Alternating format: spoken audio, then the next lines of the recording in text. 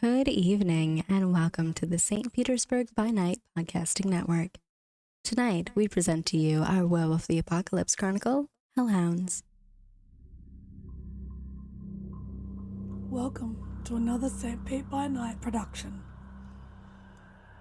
The following is rated for mature audiences and may contain graphic themes that will be distressing to some viewers.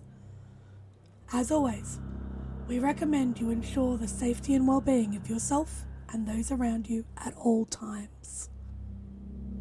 Viewer discretion is advised. In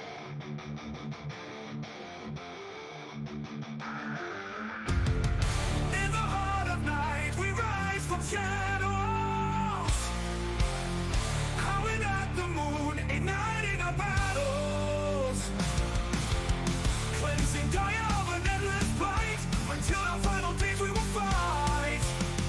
Thanks, man, we stand united as one.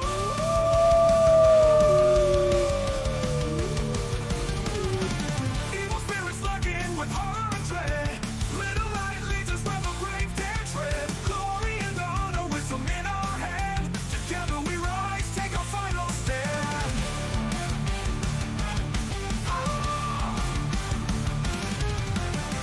Everywhere we run, the wind is at our back. All the world forces we will track. From the depths of the ocean to the clouds in the sky, vampires tremble as we learn to fight. Rage across Tampa, in this fight we'll stay. Evil spirits lurking with horror and dread. Little light leads us where the brave dare tread. Glory and honor, wisdom in our hand. Together we rise, take our final stand.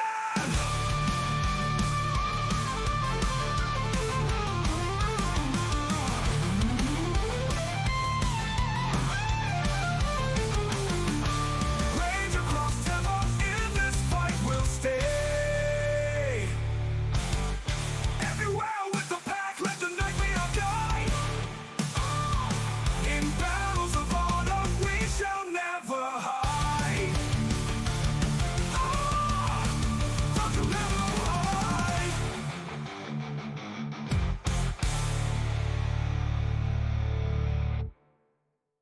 Good evening and welcome to the St. Pete by Night Entertainment Network. St. Petersburg by Night is a World of Darkness role-playing community originating in St. Petersburg, Florida. My name is Kent, also known as Kent on all social media, and I will be your storyteller tonight. It's Friday night, and you know what that means. It's time for Hounds, our Werewolf the Apocalypse 5th edition chronicle set in Tampa Bay, Florida, where a pack of young guru have traveled from Michigan to assist the Sept of the Evening Star in combating the forces of the worm, both physical and spiritual. You can follow St. Pete by Night on all of the social media listed in the description down below, and you can join our community by following that Discord link where you could take part in one of the many activities we have running all month long. We are now offering for players to run or play in 20th anniversary or Chronicles of Darkness games as well, so head on over and join our community today. Now let's introduce our players. Players, go ahead and introduce yourselves if you please. Hi everyone, my name is Nikki, and I will be playing Delphine Ruinspeaker, the Silent Strider Theurge. Hello everyone, my name is Jay, and just know that I love you, random YouTube commenter, and I'll be playing Forged from Failures, the Bone Gnawer Rune. Hello, everybody. My name is Lilith, and I'll be playing Juniper, Camine, the Ragabash Black Fairy. Hey everyone, my name is Ben. I'll be playing Raymond Gorn, the Ghost Council Philodox. So let's get everybody caught up as to where we are now. Last week, we saw Delphine confront, ask, have a conversation with Raymond about the goings-on, the plans moving forward, as well as secrets, one of which Raymond has been keeping for a very, very long time, but promised to Delphine that he would be addressing the next time the pack was together. Then we saw Juniper confronted by ghosts once more as the ghosts of Delphine's parents came to haunt her, but surprisingly, it turned into a heart-to-heart, a sharing of feelings, a breaking down of barriers And the task that laid before Juniper to finally resolve this issue of haunting was made crystal clear, as an apology is owed, whether deserved or not, to their child Delphine, and that is what will be required to help them move on. Then we saw a bone gnar pizza party as all of the servants of Rat, including the Ratkin and Rat, the spirit themselves, showed up at Jace's bar, the Split Helm. Information was exchanged, secrets were shared, and typical Rat business was tended to. And then finally, the pack came together to hear about their next mission, which is to stop a shipment from Piney Point from reaching the Florida-Georgia border and therefore possibly spreading the infection beyond the state of Florida. And then Raymond came clean about the secret that he's been keeping for so long, that he has been keeping his friend Jordan, who is currently a Fomori, hidden and secret from the rest of the pack as he tries desperately to find a cure for Jordan's affliction. It was then revealed that Forged was also talking to a servant of the worm, and quickly the pieces started to fall into place that the servant of the worm he was talking to was, in fact, Jordan. The pack has put their support behind Raymond, but under the agreement that if enough is enough, he will have to deal with the problem one way or another. So that takes us to now, where the pack prepares themselves for the mission that lies ahead, as well as tying up some loose ends and following up on some leads. Let's get to our first scene. Juniper and Raymond, there is information that you need to prepare for this Fast and the Furious-esque heist that is about to take place in just a couple of weeks, where you're going to intercept the last infected shipment that is supposed to be leaving the Piney Point facility. But the plans are for this particular shipment to head toward the border. However, you need more information about this, so you call upon the best source of information, the Glasswalker Ragabash known as Artie Garfield, who is a tech whiz, as well as, good at picking apart people's feelings and trauma and problems, as well as a social worker. But lately, Artie has been a notable absence at the cairn and amongst the Sept, as he's been tending to some personal changes that he's undergoing. So when you reach out to contact Artie, you are given an address, a location up in the Temple Terrace region, about 25 to 30 minutes away from the cairn. As you drive out to the area in Raymond's truck, you come upon a pretty nice complex of duplexes and apartments. You pull up out front of the apartment of Artie and Aspen. The scene is yours before you head into the apartment itself. As I pull into one of the parking spaces, put into park, kind of glancing around, checking out the duplexes. This is kind of a nice area. A little surprised, I guess. I am looking out the passenger side window, eyeing all of the duplexes. Does it look similar to the house of, like, the houses, the duplexes of the one guy, the situation? No, this is a completely different complex, has no tie-ins to high-quality builders or anything like that. This is just a staple of the Tampa region. It's not extremely high-income housing, but it's nice comparably to a lot of the places in the area, especially compared to the place you both call home. Okay. Yeah, I just take like another few seconds or so to get a good look of the area and nod my head. Yeah, Seems Artie has done well for himself.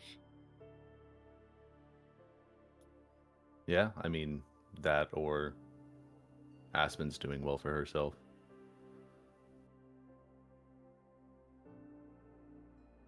I mean, yeah, that too. I mean, it's nicer than our place, but a lot of things are nicer than our place, so it's not really hard to compare. Well, maybe one day we'll get here. Here's to hoping. And with that, I'll open the driver's side door and step out and start searching for the exact duplex that they live in. As you step out of the car, checking your phone to make sure you have the correct address as to the one Artie sent, you end up walking up to the front door, giving a gentle knock. And after a few moments, you hear, just a second. Eventually you hear the chains rattling and the deadbolt locks twisting before the door opens up. Beyond is a pitch black, darkened room with the only glow being from a nearby monitor, a computer monitor that seems to be sending a dull ambient light over the area. It looks like there are blackout curtains that have been pulled across the windows, and despite the fact that it is about 2 or 3 in the afternoon at the point you arrive, it's very clear from Artie's appearance that he was sleeping. He is in fact wearing a bathrobe that is a bright orange with black stripes along the back and a hood that goes over the head with a little cartoon cat face and cat ears off the top. Artie looks like he's probably lost about 15 pounds or so since the last time you saw him. His eyes have very, very dark circles around them and are extremely bloodshot. His hair is a ruffled mess, and he's got the obvious growth of several days stubble, maybe even over a week's stubble, rather than the nicely manicured goatee he usually keeps. As he opens the door, he looks to both of you with a soft smile. Hey guys, come on in. And he turns away from the door and starts shuffling his way in, flipping on the light switch, which turns on an overhead light and illuminates the rest of the room. As for the exterior of the apartment, everything has its place. Everything is fairly neat. The only thing that seems out of place is the blanket that has been clearly kicked off and onto the floor from the couch, and the pillows that are lined up along one arm that also seem to have been knocked off, as if Artie quickly flung himself off the couch, alerted by the door knock. He sidles his way in, grabbing the blanket and pillows and tossing them off to the side before walking over to a desk chair and dropping into it, swiveling around to look at the both of you. I just stare at him for a moment and then look at Ray and then look back at Artie. Are you okay? Yeah, I'm just catching up on a lot of sleep that I haven't had recently. I've been very busy, and now's the time to recover. Boss's orders.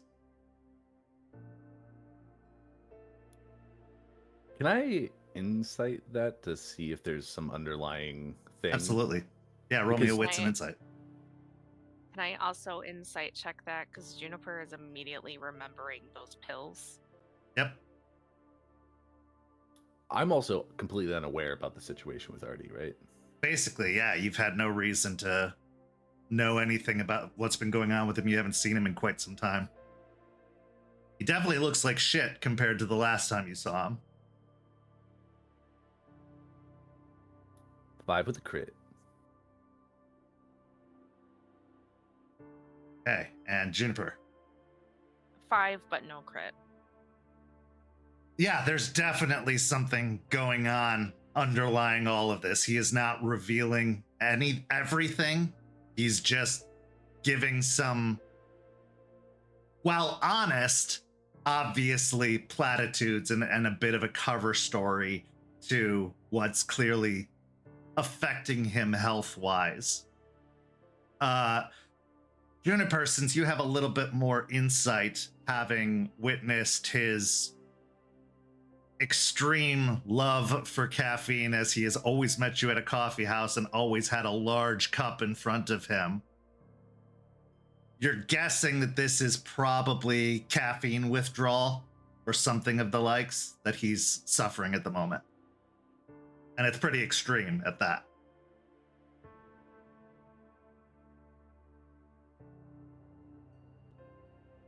I just nod my head. Right. Yeah. Catching up on sleep. Got it. And I'll like snap my fingers and do a little finger gun at him. Like, yeah, definitely believe what you're saying, my guy. So is that it? You guys are just here to give me a bunch of shit, or is there something I can do for you? No, we're not here to just give you shit. Do you know about the mission that we've been assigned that's coming up? Charles gave me a rough estimate when he was first looking into the shipping manifests and schedules. He seemed particularly interested in one, so I'm guessing that's the one we're going to be talking about. Yeah, there's a shipment of that contaminated soil that's leaving Piney Point and heading up across state lines up to Georgia. And our mission is to make sure that it doesn't reach its destination or find a way to deal with the cargo before it does. So you guys have to hijack a truck. That's what I'm getting, right? Yep. An entire truck. The manifest and everything. Well, that sounds like fun. Yeah, let me see what I can bring up. And he turns around back to the computer, and you can hear him typing on the keys. While his fingers are light and the keys are rapid, they're not as rapid as they have been, especially for you, Juniper, has seen him with a laptop before. It's just a little bit slower than usual, but on the monitor, a couple of screens pop up.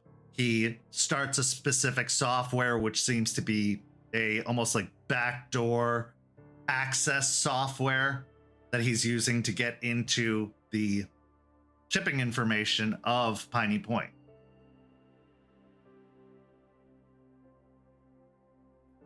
Dang.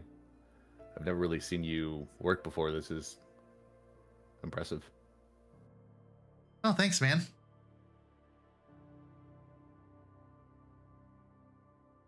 Okay, so it looks like Piney Point is to cease production within the next couple of days here. However, any previously produced product is still able to be shipped out before the shutdown is made official, so as to fulfill orders by the order of the judge here. Looks like the last shipment is to go out just after the new year. And they have, well, it's a big one. It's a big shipment. Looks like it's going to be actually making multiple stops across state lines, starting in Georgia, then moving up to Tennessee, and then Kentucky, then over to Alabama, and back down. That is a lot worse than what we thought. How much exactly, cargo-wise, are they going to be carrying? Well, in terms of product here, they have lots of their pre-made fertilizer planned. We're looking at probably about 25 pallets worth, each pallet containing in the realm of 40 to 50 bags each.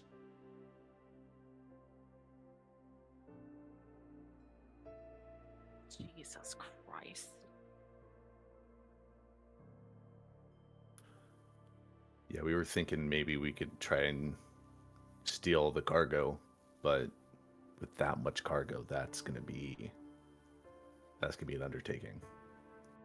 Well, lucky for you, I think I can limit it or nail it down to what certain products you'll be looking for. Obviously, these aren't all infected bags, or else they'd never be able to get this kind of product shipped out as easily. He brings up a particular manifest order and he points to a couple of flagged orders, like a couple of flagged products on the manifest order. So these are what I am guessing are the infected cargo. The rest here, these more generic combinations or products, these are the ones that are just meant to disguise the infected products. The fact that these ones were noted separately on the manifest here make me believe that these are the ones you're looking for. And also fortunate for you, I think you're going to only need to take away 3 pallets. As he's pointing out the flagged products, I'm going to lean a little bit closer to look at the monitor. I'm going to pull out my notepad from my chest pocket, flip it open, and kind of write down the product names and like the actual amount and everything, get all the information I can from it. 3 pallets is going to be a lot doable than 25. Yeah, it looks like they're parts of the orders for the 3 of the different states, primarily Kentucky, Tennessee, and Georgia. Looks like they weren't planning on dropping anything in Alabama, or at least of the infected products. Most likely due to the lack of, or slight lack of humidity in that area.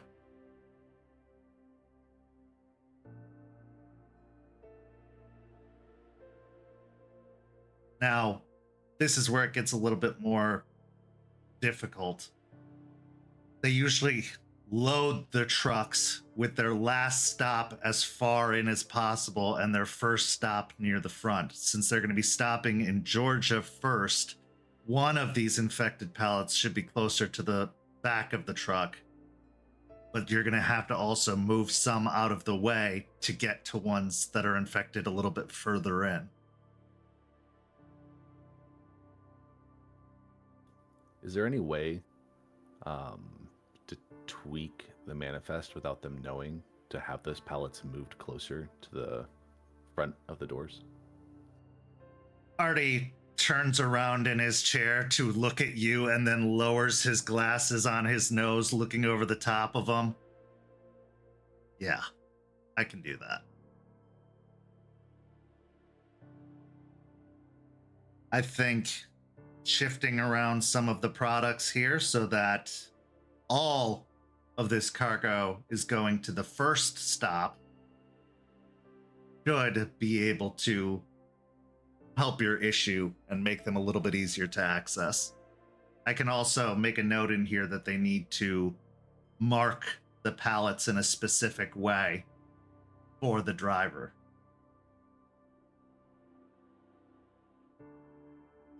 Artie, that'd be a godsend. He smiles and turns back, and you hear the tapping of keys, and you can see that he actually opens up a window that has an editable manifest in it and starts shifting lines around and adding notations to it.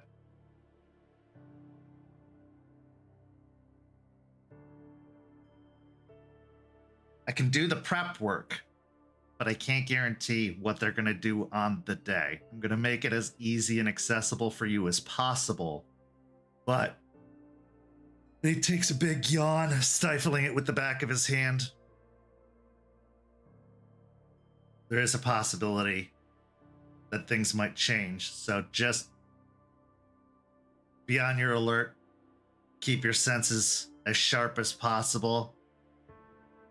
They're going to have to coat any peculiar smells as much as possible. So if you come upon any of these pallets and they seem really strong smelling, even for fertilizer, that's a pretty good sign that that's what you're looking for. They need to mask the smell of the infected product. because I've found that they have a very particular smell, at least the seeds do.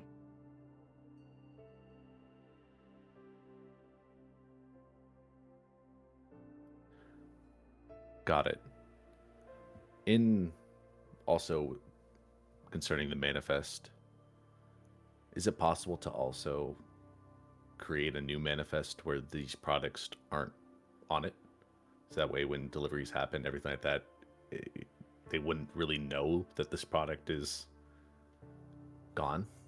Or would that be too much?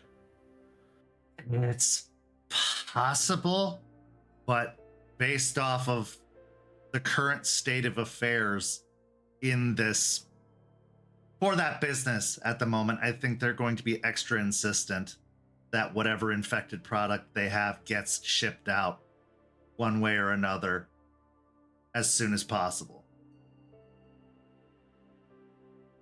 I know that Aspen has plans to have them get inspected by a third party, and if they have anything unusual lying around, it could cause problems. So they're going to try to get all of it out. But I can try. Although from the looks of it, they've already sent a early manifest to the shipping company in advance.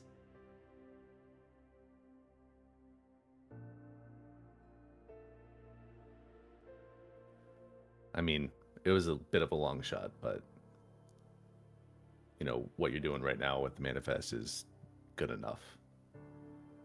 Is it also possible to, I don't know if these delivery trucks, if they have like a designated route that they take.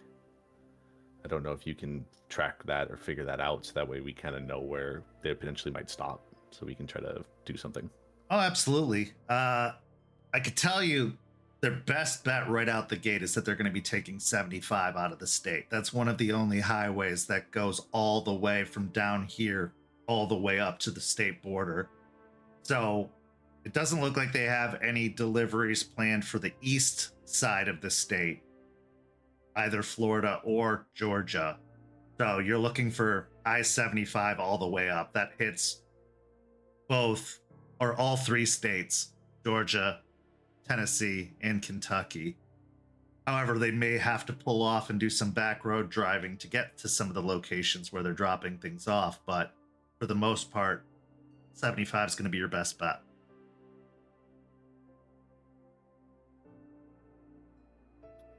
Understood.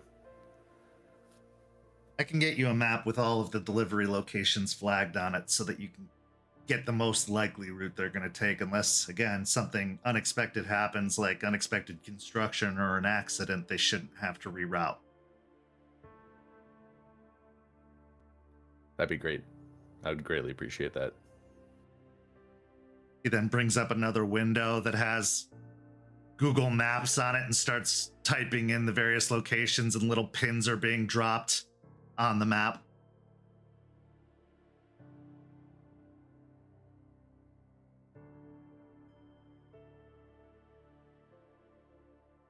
So, aside from this, how are things going with you guys?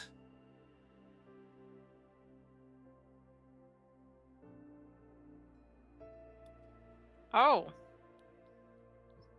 I mean, as good as can be expected, right, Raymond?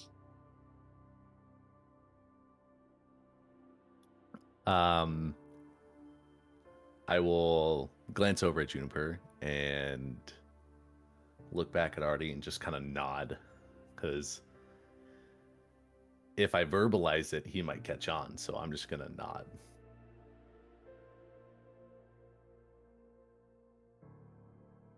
He stops typing for a second and then looks over his shoulder. He used the hard D. His name? Are you talking about his name? Yeah, as far as I know, most of you refer to him as Ray. I mean, I do use the two intermittently. I see. But As far as I know, everything's going really well. We've been having a lot of pack bonding lately. Give me a being vulnerable. Give me a with each manipulation other. and subterfuge.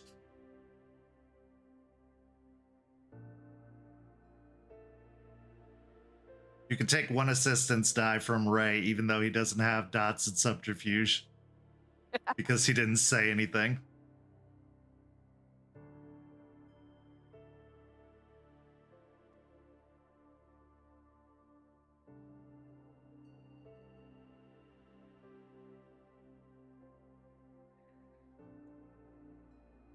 It's going to be a whopping 2 successes. He nods a few times before turning back to the computer, and the typing starts up again. I heard the last encounter you had went off pretty well without a hitch. I mean, we completed the mission and nothing major went wrong, but a few of us got hurt. A little more hurt than maybe we were expecting. But overall, yeah, the mission went really well. Good. You could hear a printer kick into action as pieces of paper start getting printed off from one of the screens that he's got up. And what do you have planned for this particular mission?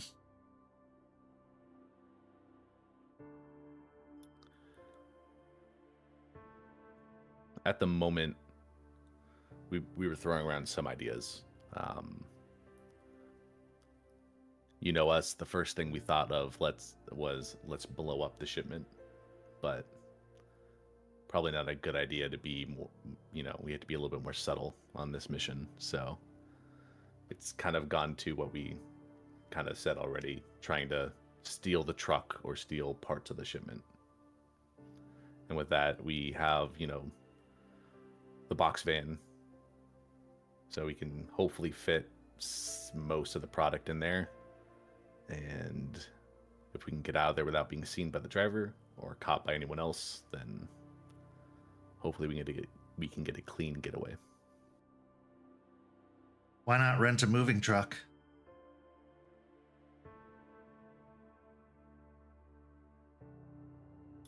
We do that as well. We planned a little bit beforehand. Charles told me about a week ago about the mission, and we only had time for one pack meeting to talk about the mission. So it's still in the conceptual phases of the plan. We haven't set a concrete plan down yet. Fair enough. Just a suggestion. As he continues typing, he brings up the map again and starts dropping different colored pins in different locations. And you can see there are many, many more pins this time that he's adding. Okay, so I'm marking all of the truck-friendly gas stations and truck stops, as well as rest stops along the route. Not sure he's going to use, or they're going to use all of these, but good to have at least an idea of places they could stop so that you're not caught off guard. Charles did say that the driver's most likely a normal person, so more than likely he'll eventually stop at a rest stop. I'd hope so. They had one of those infected out on the road. Be like landing a plane on the freeway.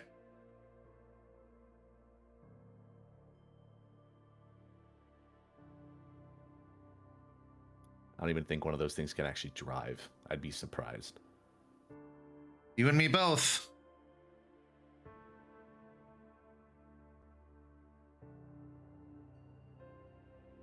Juniper, what's new with you?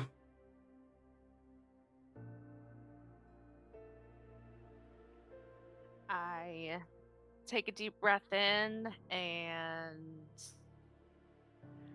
just kind of shrug my shoulders and lift up my hands a little bit and a shrug. I mean, nothing too much.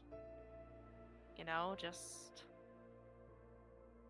getting closer to everyone in the pack and learning more about them each and every day, you know? Learning more about myself. And yeah, you know, just mending things that got a little bit broken along the way. He nods his head a few times as he's listening. You gotta do the work, I guess. Oh yeah, you gotta do the work.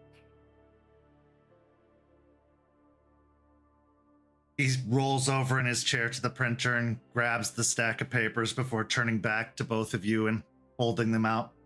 Okay, so this is a copy of the new manifest.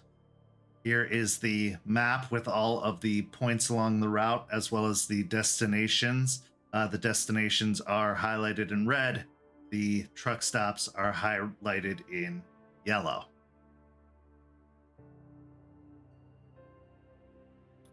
I'll take the stack of papers and kind of leaf through as he's explaining all the different pins and everything and what their meaning is, so I can kind of visualize it. And then I will nod, kind of fold them up into like a tube and put them in my back pocket. There is one small discrepancy that I want to point out that I noticed about the shipping manifest. So based off of the type of truck that they've ordered, there's a notable amount of empty space that is not accounted for on the truck. Based off of the number of pallets and bags that they're shipping, it's either a lighter shipment than usual, or there's something that isn't on the manifest that is going on the truck.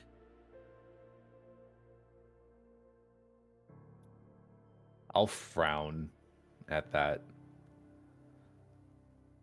and kind of think for a couple seconds. Or because it's the last shipment of infected goods that they're shipping out, they have something in there to help protect it. Could be. I know they were forced to cease actual production, so it's very possible that they had to limit how much they're shipping out because of that, but I think your instincts are probably correct.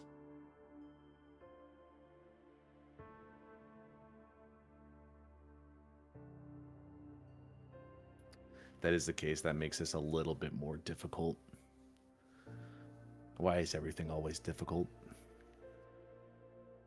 If it was easy, they wouldn't need us. I guess that's true.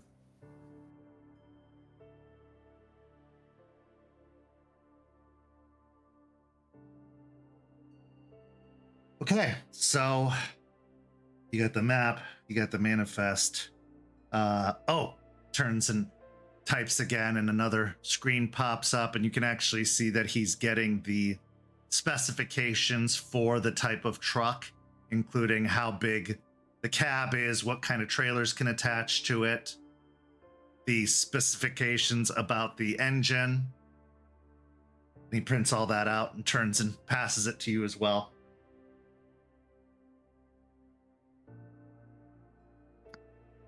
Thanks. Hopefully, this helps us a little bit more. I don't really know. I mean, push comes to shove. If we know the specs of the engine, we can break it. So. Potentially, yeah.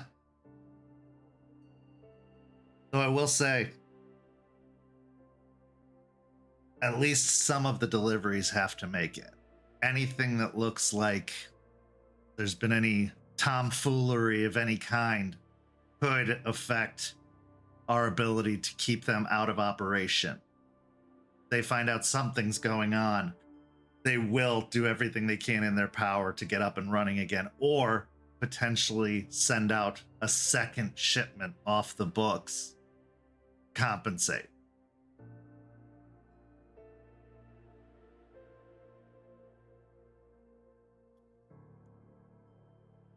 So if, just to be sure that I'm understanding, so if all the shipments that aren't infected make it, they don't have probable cause to send out a second shipment if just Correct. those 3 pallets are gone? Yes.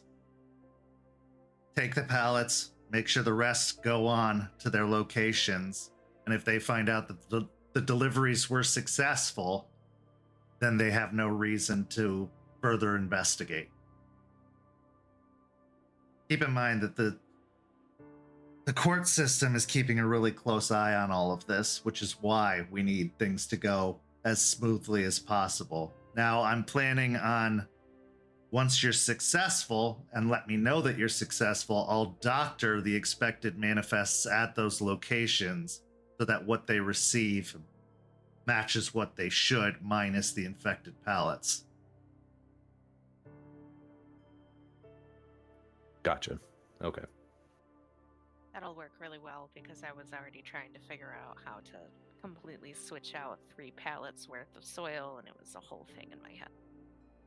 Well, in that packet is a doctored manifest missing the 3 pallets. So as long as nothing else goes missing from the shipments, hopefully if you can switch the manifests, nobody will notice that anything's missing.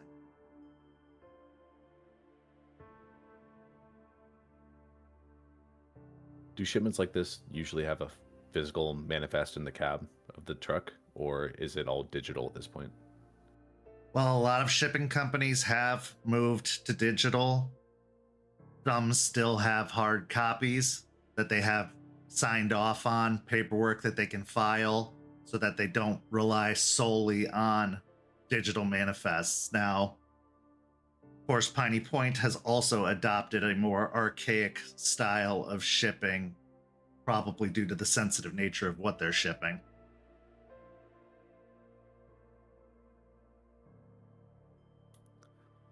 Okay, because, I mean, when we were talking about trying to create a new manifest, that was our hope, was that it was a physical copy, but we kind of had the assumption that it was all going to be digital, which is why we kind of came to you first. I can handle things on the digital end, because they'll probably have both, to be completely honest. This being their last shipment, they want to make sure it gets where it's going. And it's one of the first infected shipments to leave the state. So they really want to make sure it gets there. I can handle things from a digital side, but you will have to swap a physical manifest as well.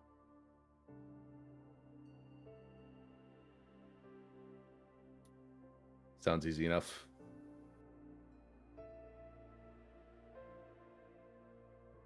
Oh, wow. Sure. You know, I like the confidence. I said it sounds easy. Doesn't mean that it will actually be easy. As long as everybody's on the same page and you're communicating well with each other, there's no reason it shouldn't be. Keep in mind, you're working with a mortal driver, and if they do send any protection with it, it's quite likely the driver doesn't even know it's there. Well, we have been working on our communication skills a lot lately, so I think that we're gonna do just fine in that regard. That was actually one thing I brought up with Charles about our last mission, is that we need to, on the mission, communicate a little bit more. So we're working on it, and hopefully we can communicate better this time around. Don't get too stressed about it or beat yourself up too much about it. The first few missions that our pack did was at times a clusterfuck. I mean, we blew up an entire energy plant on our first outing together. So just, caused a citywide blackout. It was not great. So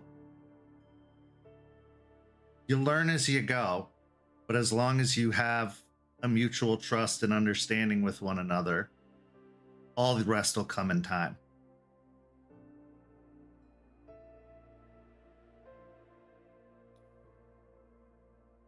I will kind of look at Artie, eyes widening a little bit at the mention of a blowing up a power plant, and then nod. I didn't know that you guys did something like that. That's a little that's impressive. Well, it wasn't entirely our doing. There was an ally of sorts that took some matters into his own hands and decided to go a little overboard on the issue. I'm guessing they weren't so much of a trusted ally. Well, not really. I mean, but they were one of the only guru left in the area, and most of the others had just recently arrived, and so we were doing the mission for them, and they didn't tell us everything to expect. So a lack of communication. Exactly.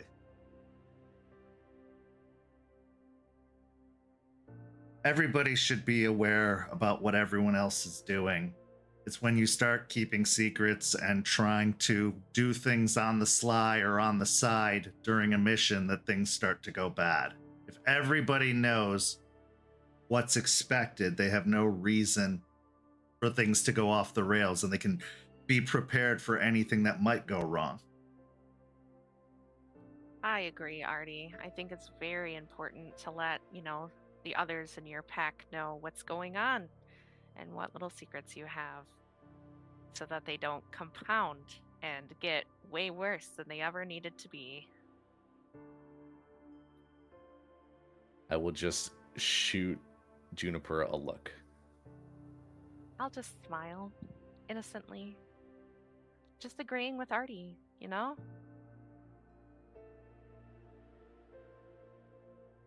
Okay. Yeah, well, you guys have about 3 weeks. So, if there is anything that needs tending to, that's hopefully plenty of time to get it all figured out, because we really, really need you guys to be successful on this. It should be enough time. We'll have the plan situated, and we'll be able to complete the mission. Great. Was there anything else you guys needed? That should be it. Actually. Well, great. Let me know if anything else comes up before the mission takes place, and good luck. Yeah, and you too, Artie. Don't be afraid to talk to the Sept either. Before it gets any worse, whatever is going on. Believe it or not, it's getting better. There were a couple of setbacks, but it's getting better. All right. Just making sure. Actually, Juniper, if you don't mind hanging back for a second, I'd like a word with you before you head on your way. I nod my head and look over to Ray for a second before turning back and saying, "Yeah, I can do that. You okay with waiting in the car for a second?" Yeah, no, I can wait in the car. I appreciate the help, Artie. If anything does come up, I'll let you know. Absolutely, anytime. Happy to be of service. He walks you over to the door and lets you out before closing the door behind you. Yeah, what would you like to do? Before the door closes, I do want to turn back, and with a slight smile, I'll say, "Nice bathrobe." Oh, thanks. I hate Mondays, after all. But he finishes closing the door and then turns to Juniper. You all right? Me? Yeah. Yeah, you.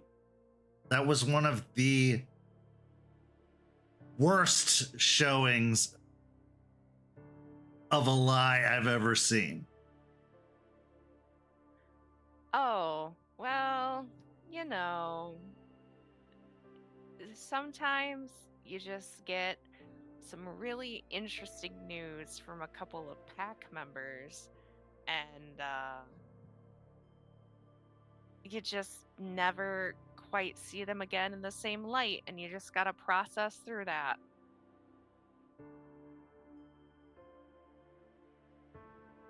He considers that for a moment.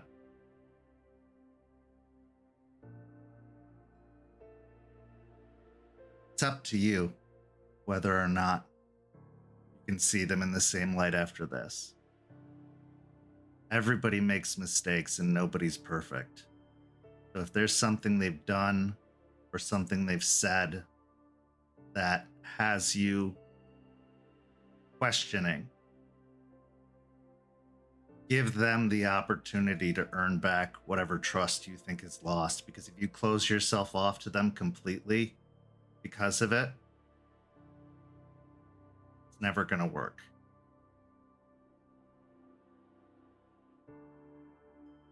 Oh, I know. I'm not.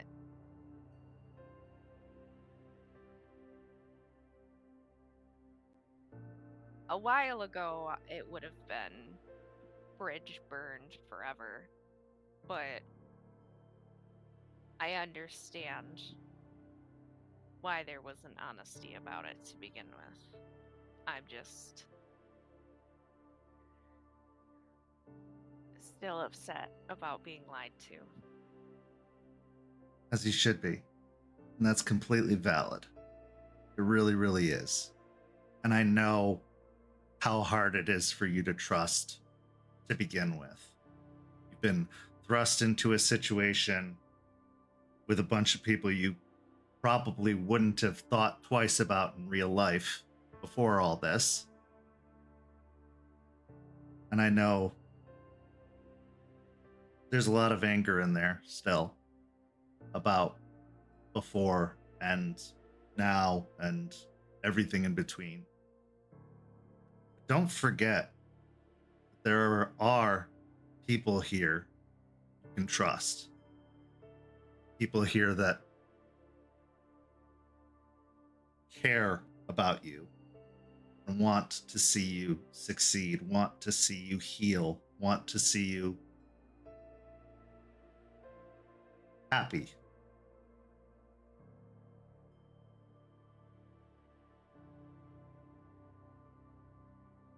Yeah. There's definitely a couple people here at least.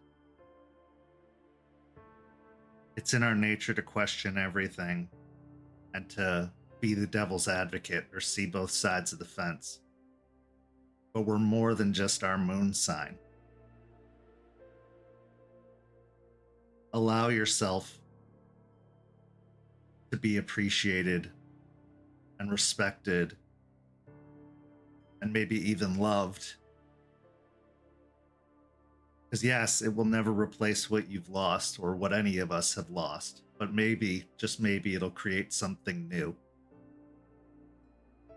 And I can tell you from experience, if you shield that, block that, keep that out, you'll be missing out on something truly wonderful.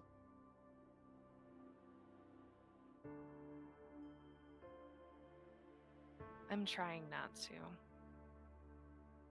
And I roll my eyes a little bit and sigh.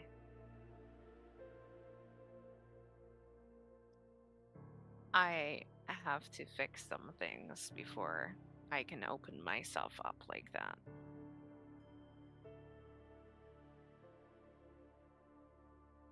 Yeah. Do what you gotta do. But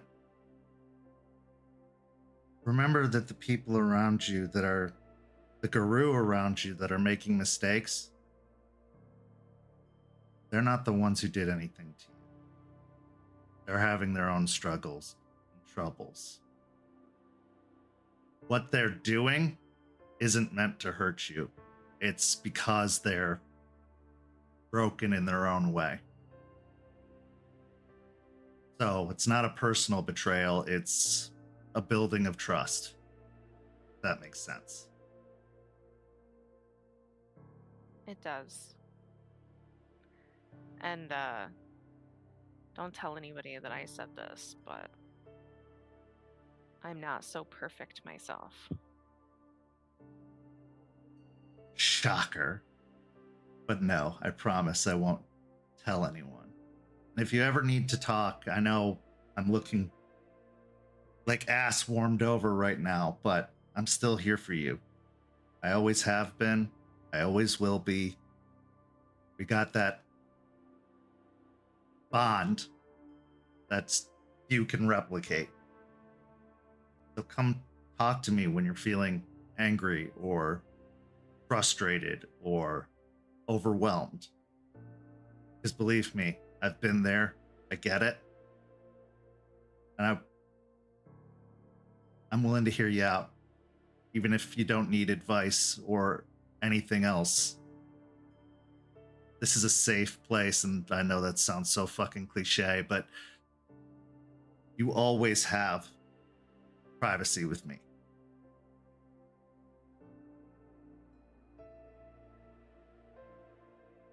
I appreciate that. Maybe once we take care of this truck situation and some more pressing matters are taken care of, I can finally honestly focus on my own bullshit. There's always going to be something else, Juniper. Always something else going on. The longer you put it off, the harder it's going to be. But you got this.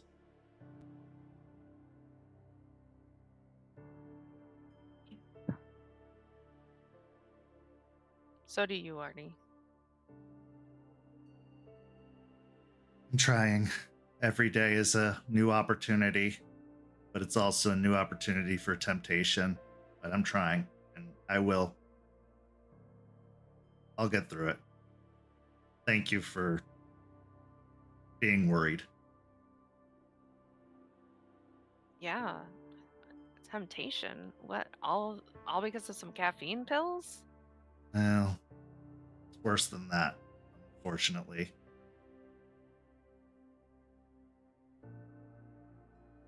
Oh man. It's a slippery slope, isn't it? Yeah. When you feel like you've got the world on your shoulders, you'll do anything to try and keep it up there for as long as possible. But there's a reason we aren't a pack of one. And I'm having to remind myself and remember that everything I do helps. Every way I contribute helps, even if it's not in the obvious ways. Yeah. And if you get overwhelmed, don't hesitate to ask for some help. I'm not a tech whiz like you, but I do know my way around some things. I can help offset some of the work. Well, maybe we make you a tech whiz like me when you're, open to it.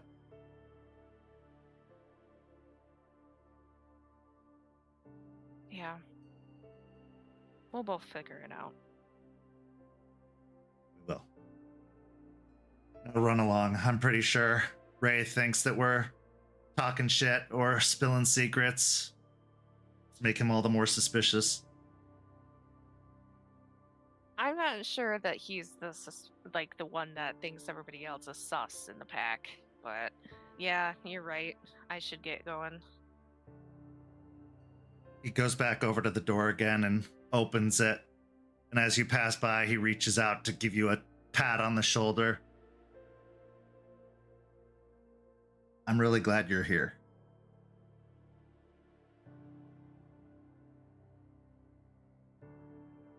I have a very conflicted look on my face as he does that. And I tighten my lips before nodding. I can say the same for you too, Artie. He gives a smile and a nod before closing the door behind you. I walk up to the truck and I get in and let out a deep breath before hitting both my hands on my legs. You ready? Yeah. You good? Good talk with Artie? That's so funny because that's the exact same thing he just asked me. It was a Ragabash check-in. Ah, okay. Yeah, we'll just leave it at that. I'll start the car. So as the two of you drive away, what's going through your minds after this interaction with Artie? We'll start with Raymond and then go to Juniper.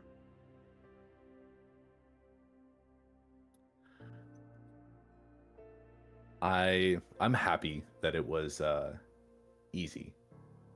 I was expecting some sort of hardship or him saying no, that can't be done, no, can't do this more often. But being able to doctor the manifest, being able to reposition the pallets to make it easier on us, getting that information about the empty space in the storage itself, so we were aware of that. Got a lot more information than I was expecting, and I'm really happy with that. But a lot of those little comments that Juniper was making was, I can tell that what I relayed to the pack and what I finally told them about Jordan, it's affecting her in some way. And so maybe we need to have a more lengthy talk, just us, about the situation. Juniper. I am so grateful that we have Artie at the Sept, because that man can do so much on the computer, and we would be so fucked several times over without having that help. So it's really nice that we were able to come to him and get some much needed assistance with the truck and the manifest and everything. I'm not super incredibly pissed at Raymond about everything. I get it. But I'm also gonna give him some shit about it, because the whole Fomori situation is something that should have been talked about way before now, and it's very stressful. And even though I'm going to be a supportive pack member and help and everything, I don't want him to think that what has happened is okay. If I have to start making amends for like my own shit, I'm not going to let others slip under the radar either.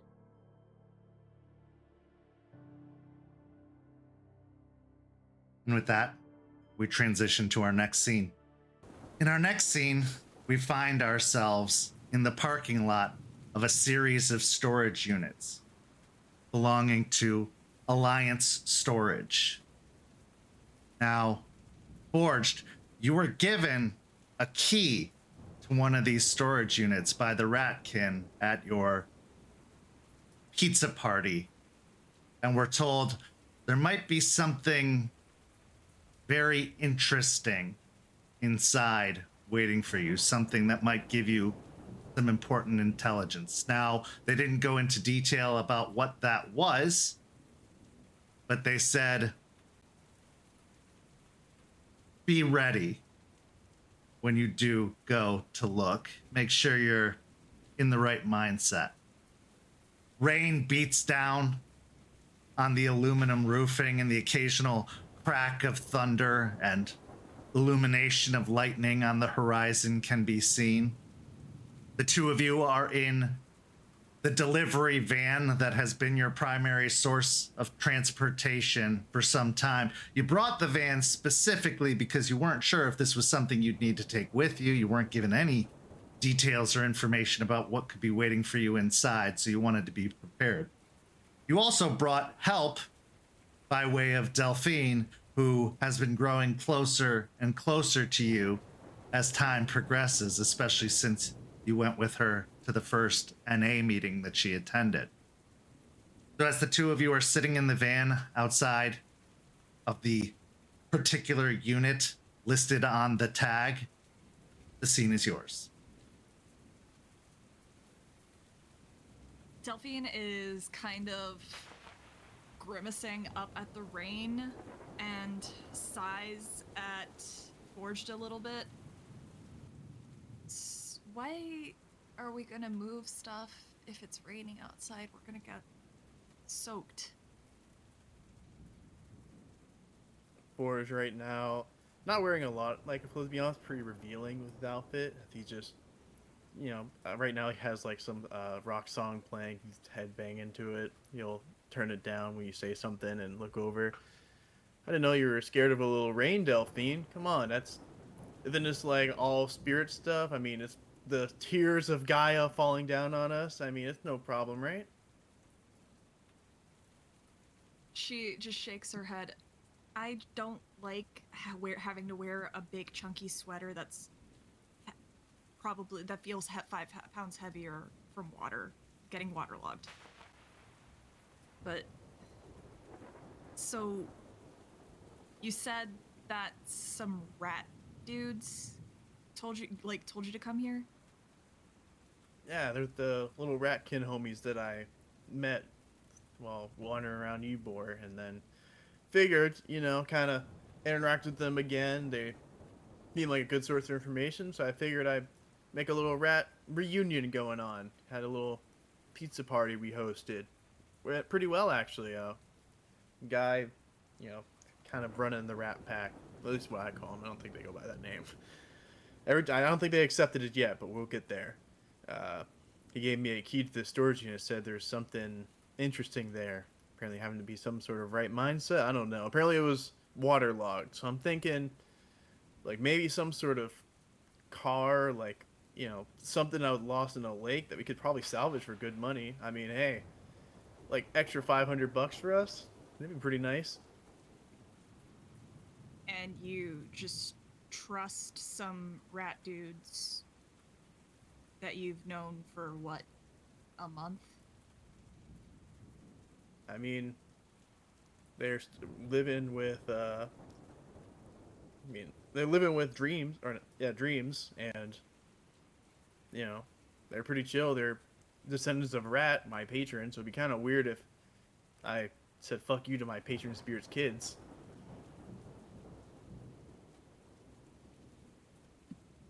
Kent, I would imagine that in my education classes with Charles, I've learned a little bit about the War of Rage at this point. And Absolutely. Absolutely. She'll take a deep breath. Forged, not all changing races like us, you know that, right? I mean, so I remember that lesson, being told, like, hey, be careful of, like, other stuff, and, like, I remember hearing about werebears and crocodiles. I mean, I know they're out there, but I mean, bro, it's the rat bros. We're all rats. Why would they fuck over the rats? No. That's not... No. There was a whole thing way back when, where we in their eyes, we were the bad guys for other changing races. I'm still learning about it, but from what I have learned from Charles, we're not always the good guys in history, which can be said about literally any group of people, but we've done some bad things, and it spreads. Those lessons spread.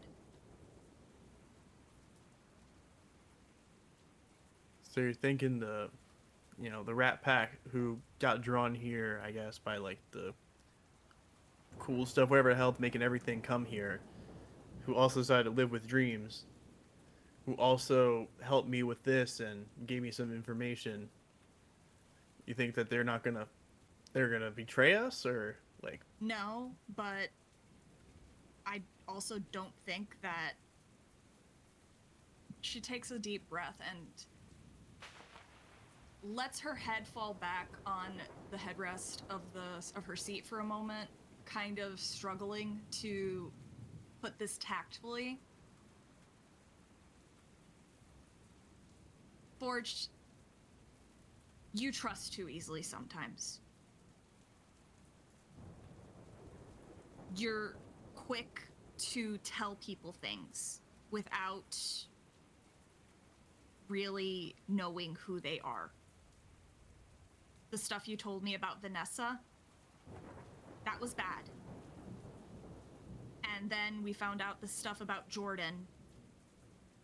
And you say you didn't tell him stuff, but he might know stuff now, just from associating with you. Maybe you did stuff you didn't realize you said that he was able to gather. And now I know that the Sept is trying to trying to do right by the other changing breeds, but we can't just be so quick to trust. It has to be earned.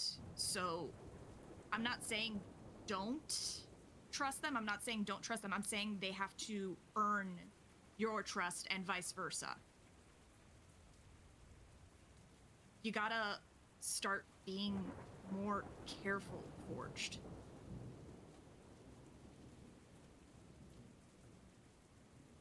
At this point, Forged completely turns off the music in the car.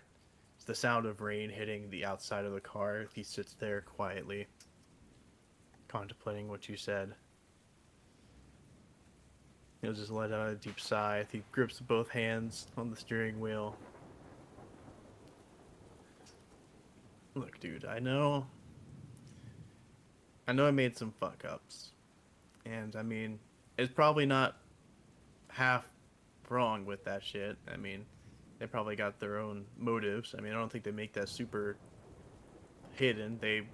If you help them, they help you. So they're kind of one shit from you, but look, I'm trying to be a better man, okay? I know that some of that shit that I fell for with not me being a better guy or being a, smart dude, but this time I'm trying to make connections with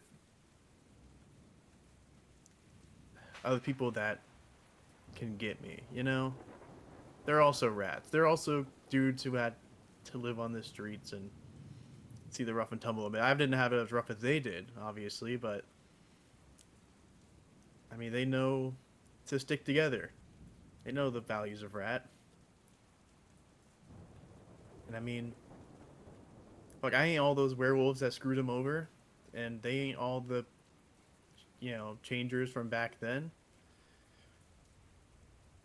I feel like shit should be done now as opposed to how shit was done then. Yeah, you would think that people would learn from history, but literally look at how the country is right now.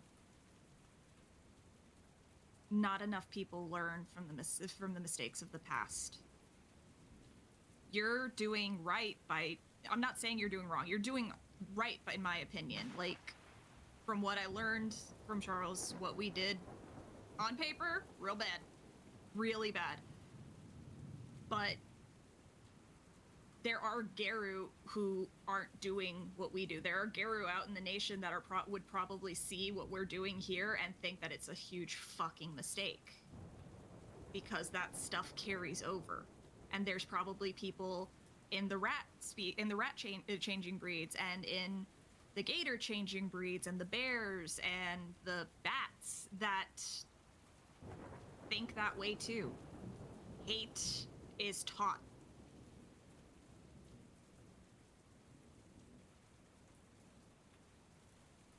Hate is taught, trust is earned.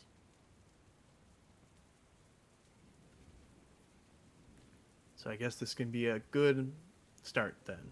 If this information turns out to be ass or not that great, then, you know, hey, I guess we got to take more steps for it. But if it turns out to be something real useful, then, you know, maybe it's something worthwhile to keep with them. Yeah, and I do think you're doing better, Forged. I do. I'm the first person who will back you up. You are doing a lot better than from what you used to be. And honestly, I think out of all of us in the pack, you've made the most significant change. That is just an undeniable truth.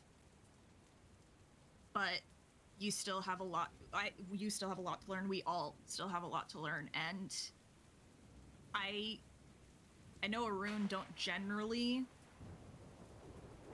work with spirits, but I don't think it would be a bad idea if you sat in on some lessons with Eliza or Shawn and maybe learned about the worm a little bit more. Because you were straight up talking to what to me sounds like a Fomori. As much as Ray wants to deny it, that's what it sounds like. You've been talking to one you didn't even know what you were talking to for a while, from what you told us. I knew one that ain't good, but I don't really have the,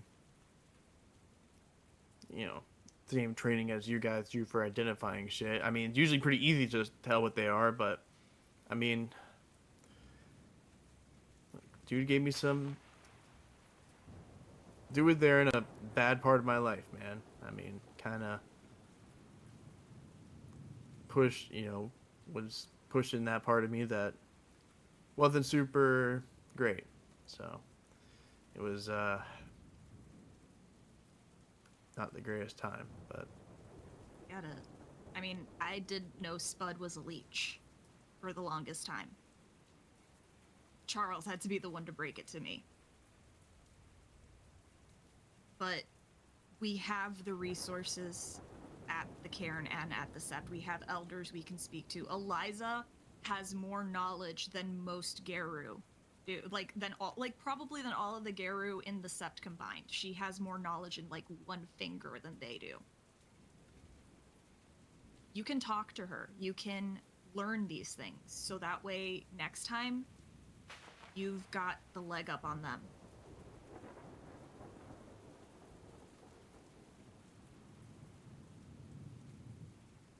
Word contemplates the idea of being forced to study, which is not very appealing to him.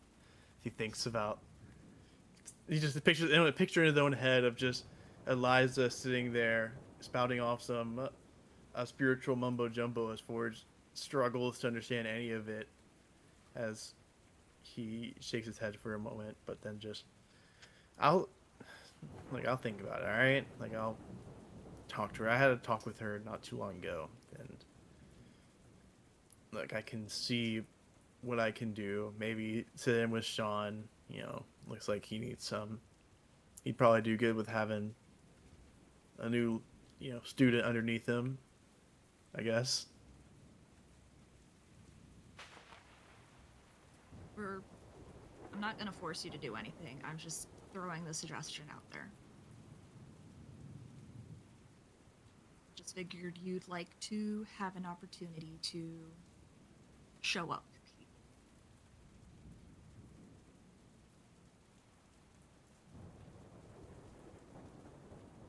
The deep breath from Forge. The nods. And then he'll... That the... What you want to get off your chest here? Do you have anything else you wanted to say before we head in? I at least wanted... I can give more thought to it after I figure out the hell's going on with this thing. Because once I figure this out, then... then I can at least... Maybe I gotta spend more time with the rat bros, or... then I can... They're proved to be shitty, worthless guys, and maybe I can go hang out with Eliza. We could always talk more. That's neither here nor there, but that's the main thing that I was thinking about. And that was bugging me.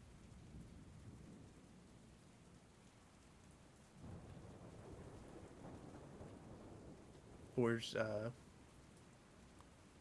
looks like he wants to say something as he considers what he mentioned to Eliza, his fear of being doomed to this spiral, to this fate. His difficulty dealing with the worm, noticing this problem, this corruption. But he holds back for that moment, as he'll try and put on a little bit of a smile, as he'll give like a very light, like little shake to Delphine, like, well, maybe there's some disposable shitty umbrella somewhere down there. I don't know if we keep one in here, but I'll be headed in. I've been itching to find out what's been in here for this week, man. Ray told me that I should bring someone, which, it means that I have to bring someone. If I don't, then you'd be pissed off if something happens, so. Well, next time Ray says something like that, you can tell him that maybe he should bring someone to go visit his friend. Damn, that would be pretty good. I feel like, though, that Charles might fuck with me if I did that, though. He might come in if he overheard that. Or you can say pot's calling, that's the pot calling the kettle black, but... Alright, let's go on in. So as you grab the umbrella from the back seat of the van, you step out, your feet crunching down on the gravel that makes up most of the roadways that are these lanes between storage units. You feel yourself quickly getting soaked by the rain, despite the fact that you do have the umbrella, as you fish the key out of your pocket, Forged, and you walk up to the padlock holding this unit closed. Stick the key in, it fits perfectly, you turn, and eventually the padlock comes loose. At this point, you roll up the garage door, revealing a maybe 10-foot deep or 15-foot deep by 10-foot wide unit. The majority of the unit, however, is taken up by a car, as you had hoped. However, this car looks terrible. This looks like a completely wrecked car. All of the windows have been smashed out. The front end of the car is completely crumpled, and the front end is facing out. The wheels are all flat. All the tires are flat. And there is a good amount of mildew and grime and rust starting to form along the edges of the car. It looks completely waterlogged. In fact, you can get that strong smell of mildew and still water and soaked fabric hits your nostrils, and as well as like maybe mud and rotting plant life. They pull this out of the bay? Does it have like a license plate on it? There is a license plate around back. As you step in and start walking along the side of the car and peek around back, you see a Michigan license plate attached to the back of the vehicle.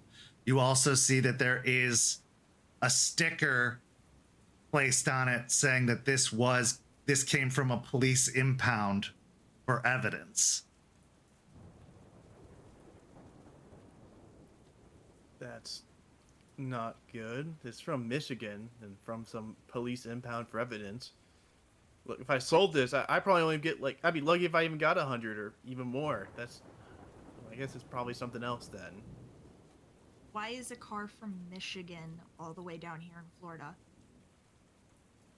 I guess that's what we're here to find out. If you kind of starts walking up to the car, examining it further.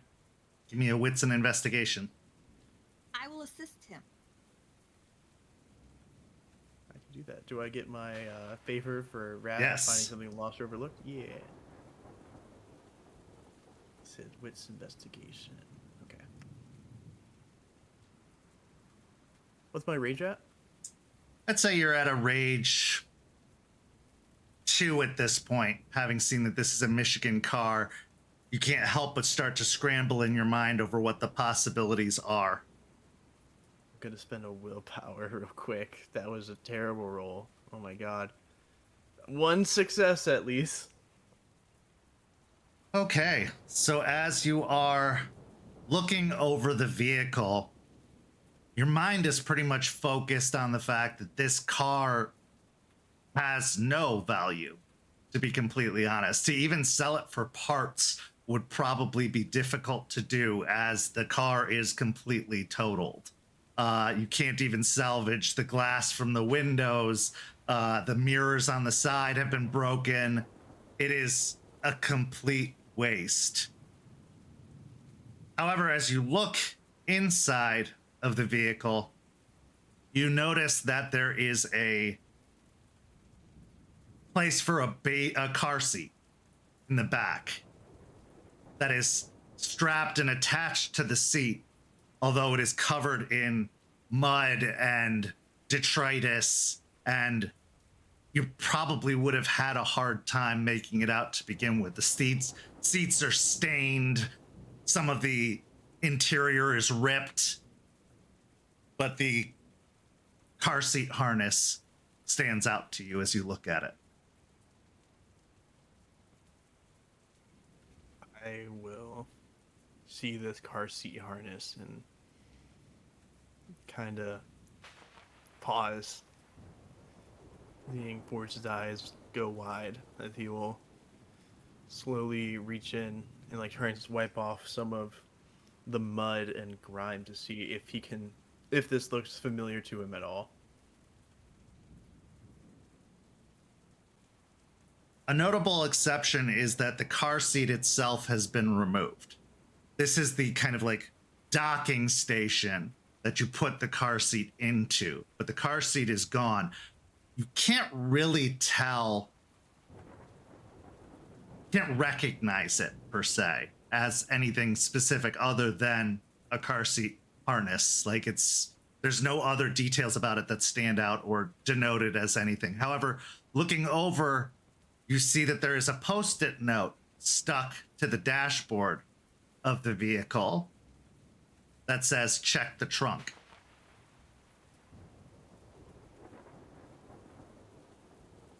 Looking confused, as this looks presumably a lot fresher and nicer than the rest of the vehicle, Forge sticks his head back out as he'll slowly walk over to the trunk, kind of motioning for Delphine to come over, as he'll say, "Well, I guess there's something back here. I swear to God, if this is another fucking abomination, I will..." I mean, if they put a plant zombie person in the trunk wheel, then that's a pretty fucked up prank.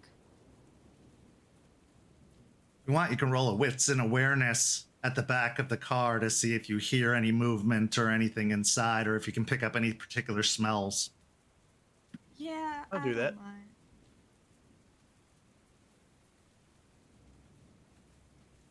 I would imagine I'm at 1 rage. I would say so, yeah.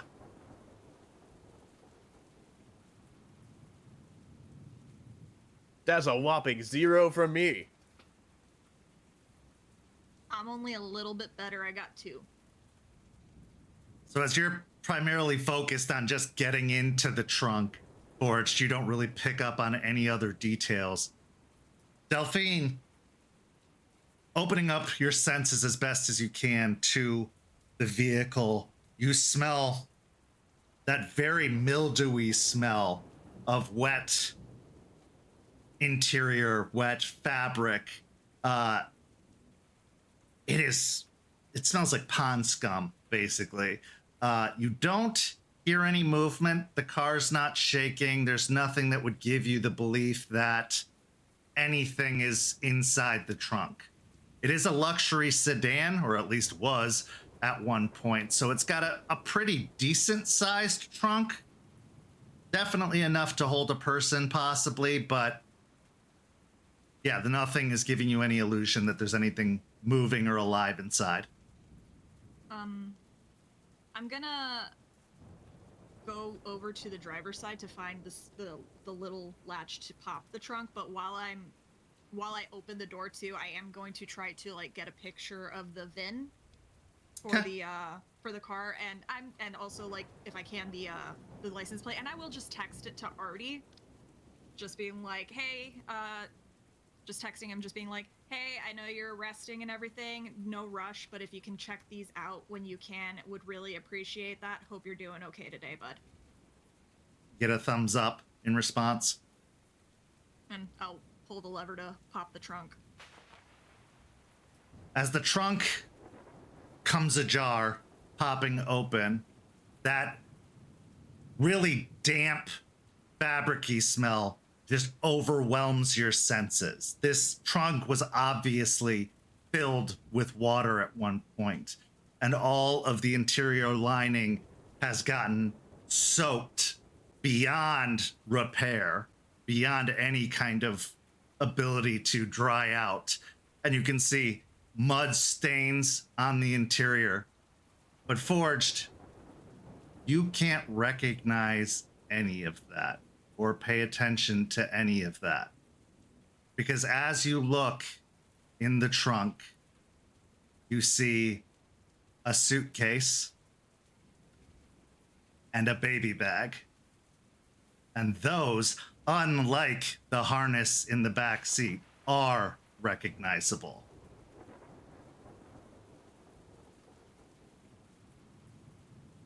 There's just no response from Forge as he's holding the trunk open, staring in. Maybe just the slightest, like, almost choking of a word dying in his throat as he goes to say something but can't quite verbalize it, as he just stands there, drenching wet, just staring down at this. The feeling of, like, that pitfall of despair in his chest, knowing that what this is. Forged. And she'll like get out from the front seat and just head on over to him and look at. So he's just fully shell shocked. Essentially, is how you're describing it, Jay. Yeah, he's just like in utter shock of what he's seeing, in despair of just knowing what this means. Give me a composure and resolve there, Forged. Hopefully the dice don't continue to tell the story they've told so far.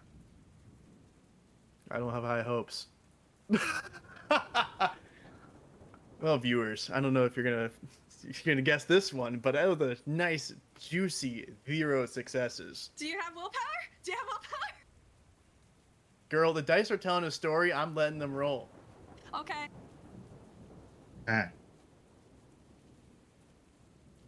So, as the sight, the smell, the entire situation enters into your consciousness, you feel an overwhelming inability to stop yourself from telling stories in your mind, playing over all of the possibilities that could potentially lead to a situation like this. Did they drive off the road? Did they get crashed into? Are they alive? So far, the story seems to tell that possibly not. There's a lot of evidence here to say that this was bad, very, very bad. You feel your heart start to race, pounding against your chest. You feel your mind start to blur and turn red as you go into Krynos. Oh boy. Oh no. With a moment, the hood or the trunk top has been torn off and the back of the car is being lifted up into the air as if he's about to throw the vehicle outside of the storage unit. Yeah, cool. When I see him go Krynos, I would like to retreat out of the storage unit, and I would like to pull the door down. Okay, give me a dexterity and athletics. Can I also go into Glabro? Yeah.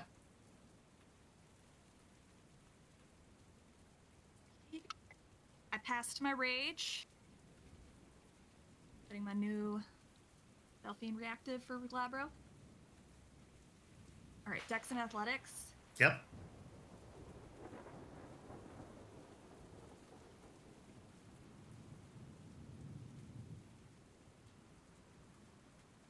Now you are at a -2 to this because of the transition penalty. All right, that's just one success then. Okay, so as you go leaping out, you aren't able to make it to the door or outside of the unit as the car smashes into you, being flipped on its side and turned over. Take 4 points of superficial damage already halved as you are basically hit by a car.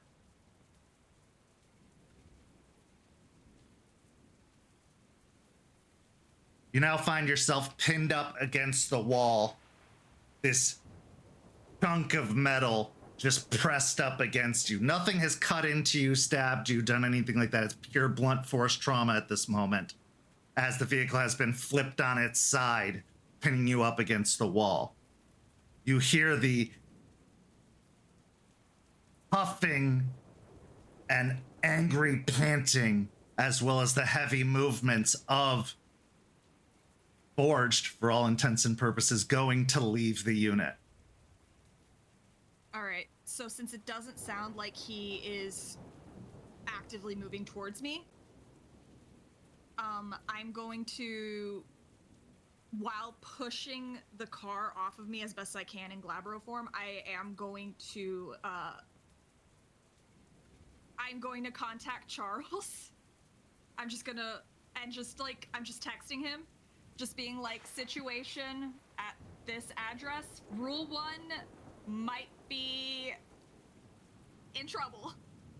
Give me a strength and athletics first before you send any kind of messages, as you are pinned by a vehicle. Fishing your phone out is going to be a little difficult. I assume that I went up a range since I got hurt. Oh yeah, absolutely.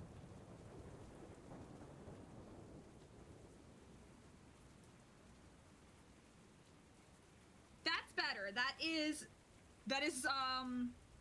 okay, hang on. Okay, yeah, that is a 7. That would be 6 with a crit. Okay, so you're able to push the vehicle off of you, sending it falling back the way it should be with a heavy crunch of metal.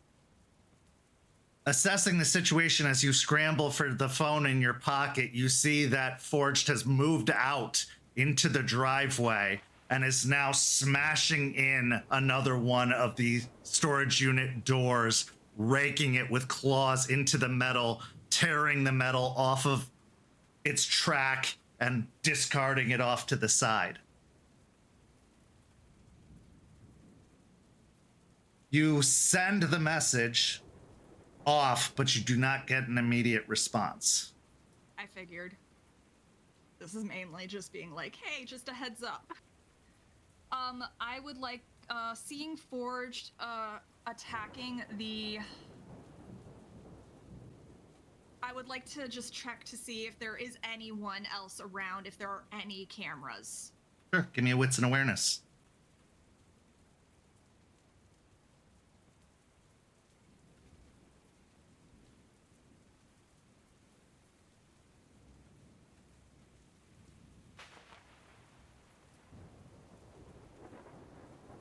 Hang on, I need to re-roll that. I forgot my penalty for the drugs. Yeah.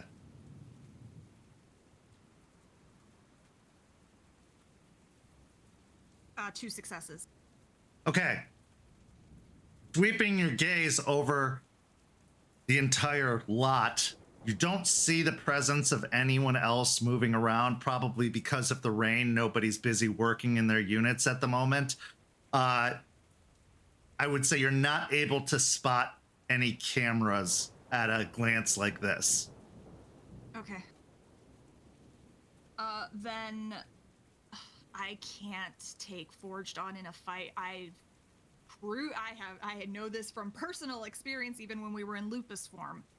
So I am going to just shout out to him, Bradley, you need to calm down. Give me a charisma and persuasion, or manipulation and persuasion. I'll take manipulation and persuasion.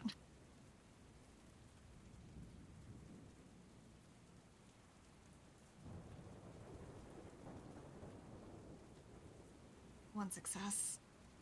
Okay. As you call out to him, he turns to face you, and the origin of sound, a roaring fury in his eyes.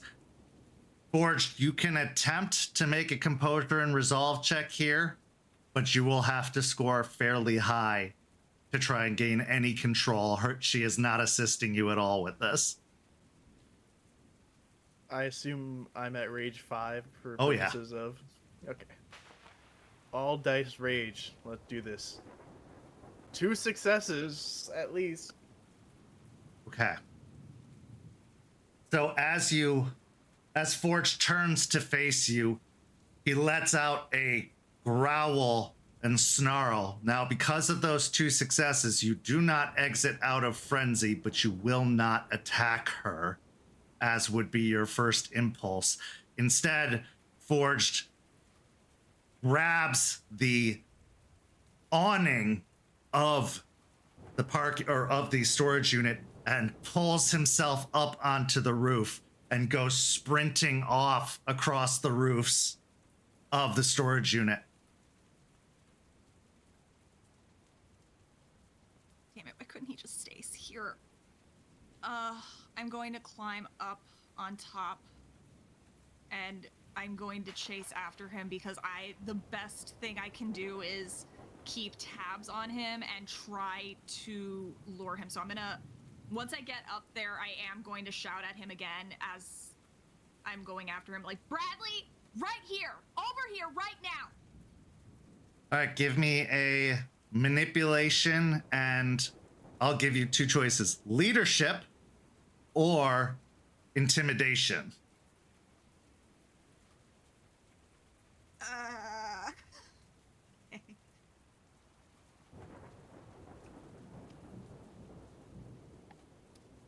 One success. Okay, I need both of you to roll stamina and athletics checks.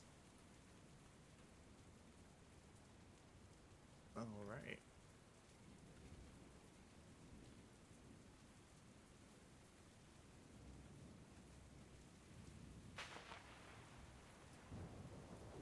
Okay, I got 2, but it is a brutal outcome. So either success or failure. I also got 2. But, oh wait, would I get an additional dice for my favor, which is I get an additional die for athletics or stealth pools related to traversal, escape, or infiltration? I will say yes, because you are trying to traverse the units. Then that is 3 successes. Okay. As you get to the other side, as he's vaulted the roof and jumped down, You lose sight of him as you hear the smash of concrete as he goes bowling into one of the unit buildings and plowing out the other side, leaving a large hole through the unit itself. He continues barreling on, and you are losing him. He is getting ahead of you at a pretty significant rate.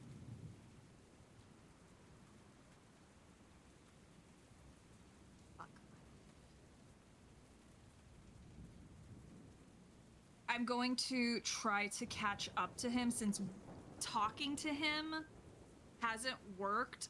I'm going to try to throw something at him to get his attention back on me. Okay, give me a dexterity and athletics.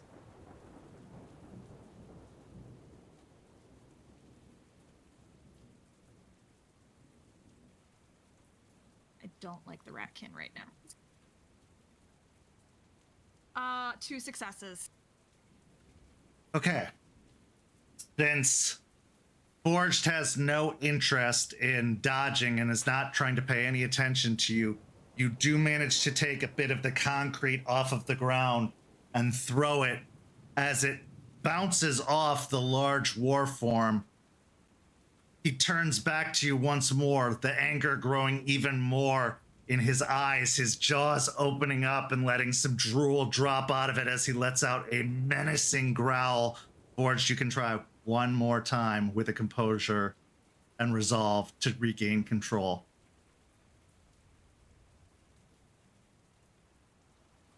Now, I'd like to dedicate this role to my mama. May she get my... Oh, that's 1 success. Okay.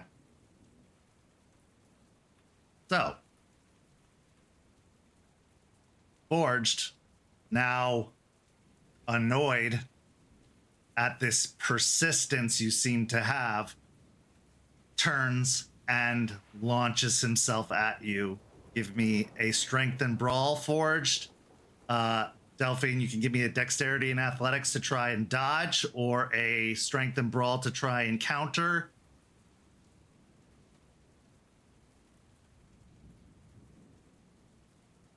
I'm going to try to counter. Okay.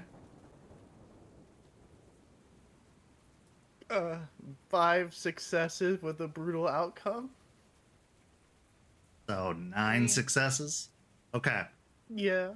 So as you try to counter, instead you find yourself thrown back against some of the concrete as he smashes you with a backhand, sending Delphine flying up against one of the concrete walls, smashing against it with such force and impact, the bricks start to crack and break away. Take another, was that 9 versus 3? Okay, so take another 3 points of superficial damage already halved as you hit the wall. Forged, however, is not satisfied with that being the only result. He is going to, again, launch himself towards you up against the wall, claws out.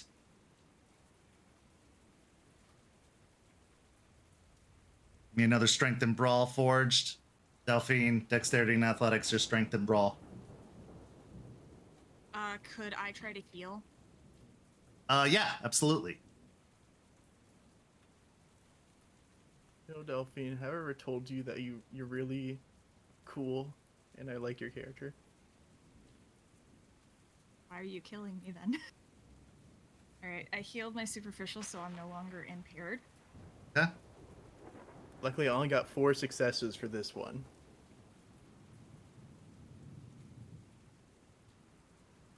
I also lost a rage, so I'm down to 1. I am going to try to avoid... I'm going to do a strength and athletics to try to avoid him. Dexterity and athletics, or? Yeah, that's what I meant. That's what I meant. I was literally looking at dexterity on my sheet, too. I don't... Okay. And no, frenzying characters can't spend willpower. I am going to spend a willpower, then. 0 successes. Okay. So smashing with full force into you, driving you further into the concrete. Take another 2 points of superficial damage already halved as he just throws his shoulder into you, causing the concrete and stone behind you to just be a hard surface that has no give until it crumbles behind you and you are smashed into another dark unit through the side of the wall. As he is hunched over top of you, he is going to grab you and start smashing you into the floor over and over and over again. Give me another strength and brawl. If you have grappling, this counts. That's so mean. You know I have that specialty. You know I do. Yeah. And Delphine, give me a strength and brawl or dexterity and athletics. I've already seen his dice roll. There is literally no way I win this. I could take half and still lose. Okay. To his 9 successes, brutal outcome. I have 1 superficial box left. Well, roll it anyway because you might be able to reduce damage at the very least. It's the spread that determines the damage. 2 successes. Okay.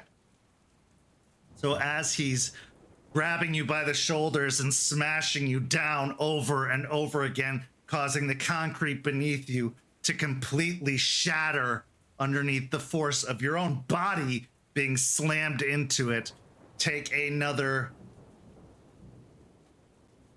4 points of superficial damage already halved as you are just smashed into the stone. Delphine's unconscious. Huh. As she goes limp, Forged,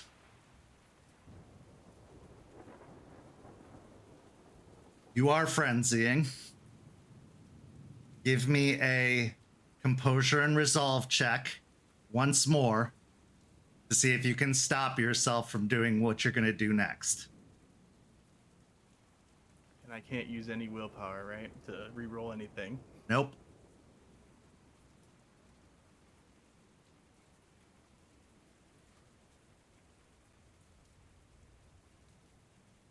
Okay.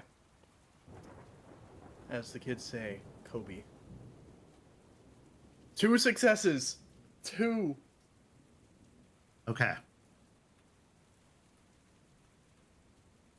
Take an aggravated point of willpower damage.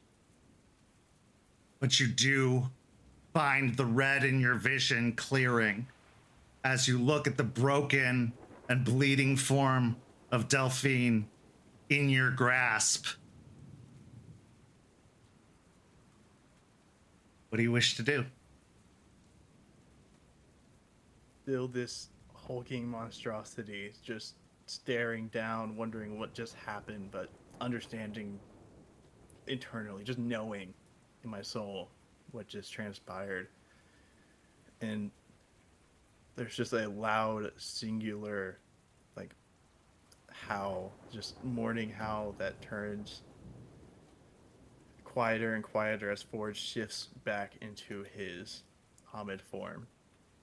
As he just starts crying out, just saying, Delphine, no, Delphine, please, Delphine, and he just starts like trying to shake her awake, doing whatever he can, seeing if he can just wake her in this moment or do anything to help her. You can roll me a wits and medicine check, and depending on the success of that, you could turn her aggravated damage into superficial, which would restore her to consciousness. And now I'm at rage 1 because I exited. Yes, you are. Okay, 2 successes. I'll take it. Okay. So with 2 successes, Delphine, you can turn that last aggravated into a superficial as Forge starts patching you up and trying to tie off some of the bleeding, maybe ripping off his shirt and starting to make like a tourniquet out of it, basically, to try and cut off some of the bleeding. However, since you were not completely incapacitated, you have lost the wolf and are now back to human. You are also taking a stain for violating one of the tenets of not losing your inner fire. Hirano or Hoglosk? This will be on Hirano.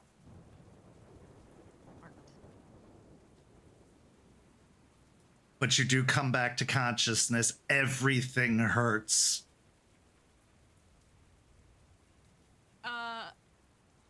Forge would see her eyes fluttering just a little bit before and open just enough for him to recognize that she is conscious, but then they immediately scrunch up from pain, and you can just hear the wheezing of the, like, every time she takes a breath in and out, indicating that there's probably rib damage and maybe some lung damage from the stress of his blows.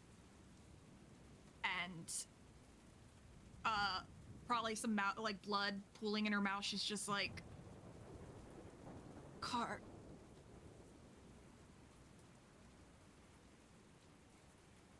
Okay. Forward. Forged, you've also lost the wolf as you have shaken out of frenzy, which takes your rage down to 0, so you will also take a stain against Hirano for violating one of the tenets.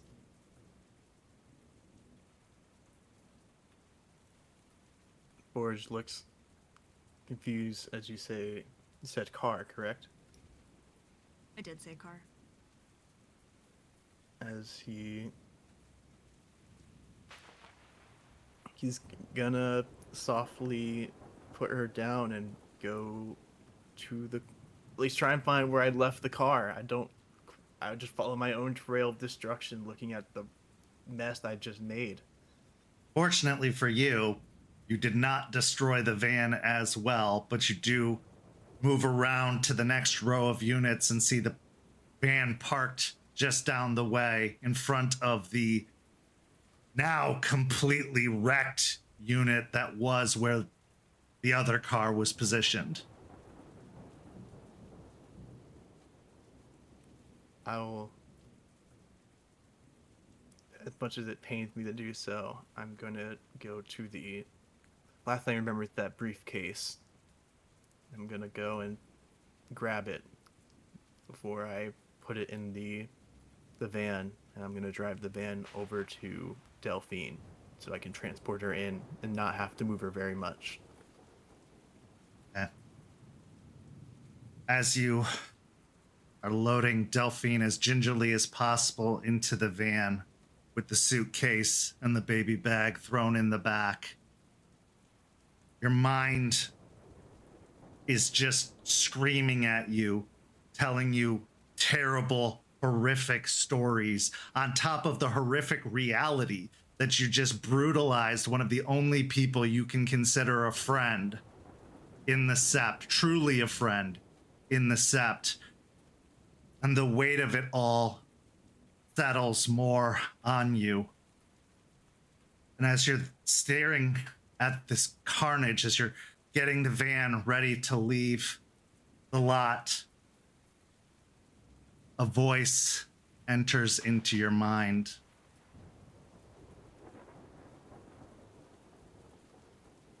Your move, Bradley.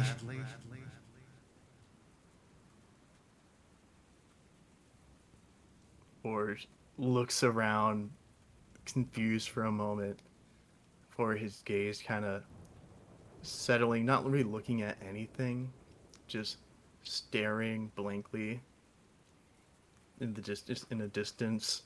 His hair wet on his face. One of his eyes is slightly twitching as he just doesn't know what to do right now. He just kind of hesitates and pauses. As you sit there in the van, that voice echoing out in your mind, this is where we'll go to break. We'll be back in just a few minutes with the second half of tonight's story. St. Petersburg by Night is brought to you through collaboration with our partnered vendors, Dramatic Creations, Banshee Artista, Ember Fox Dice, Devlin the Bard, Champs Tramps, Howlin' Hop Tea.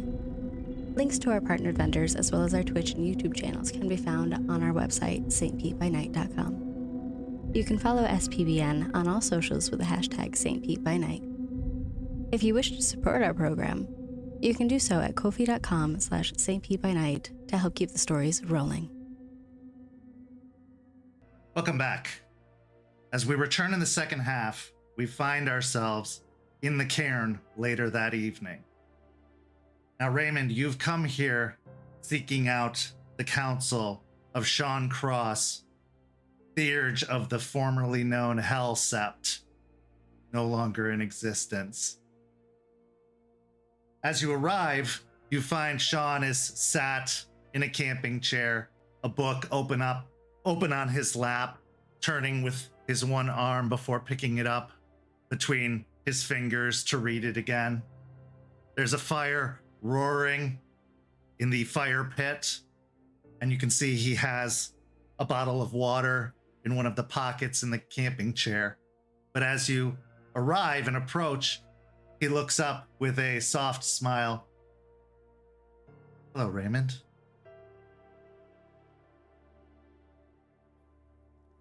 As I approach and I see him sitting in the chair reading his book with his one arm, I haven't seen Shawn in a while, so I will kind of grimace a little bit, but then wipe it away. And then a soft smile will appear on my face as he addresses me. Hey, Shawn. How's it going? Well enough. It's a beautiful night. Good for reading. Are you all right?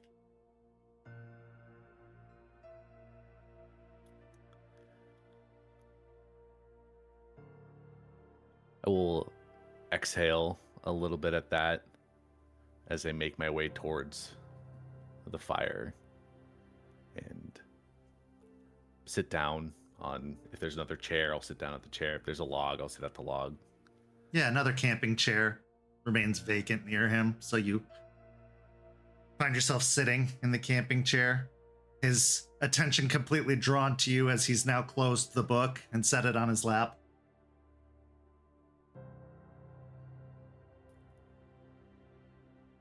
I could be doing better, but overall, I'm doing all right. Talk about it?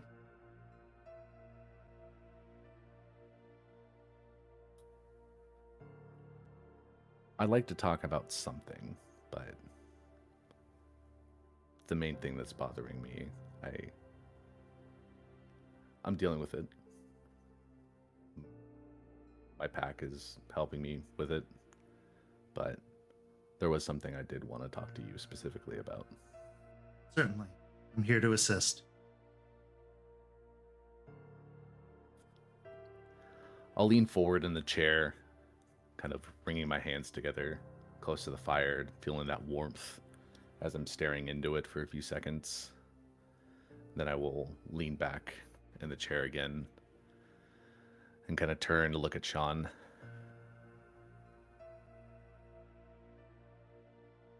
I've been talking with Stakes a couple of times since you both have been back, and she's helped me a lot in coming to terms about what happened with you all, especially with what happened to Red, but I feel like I need a little bit more of a final closure. I'm not as angry as I was, and I'm not blaming myself as much, but there's still that little bit that's there. That kind of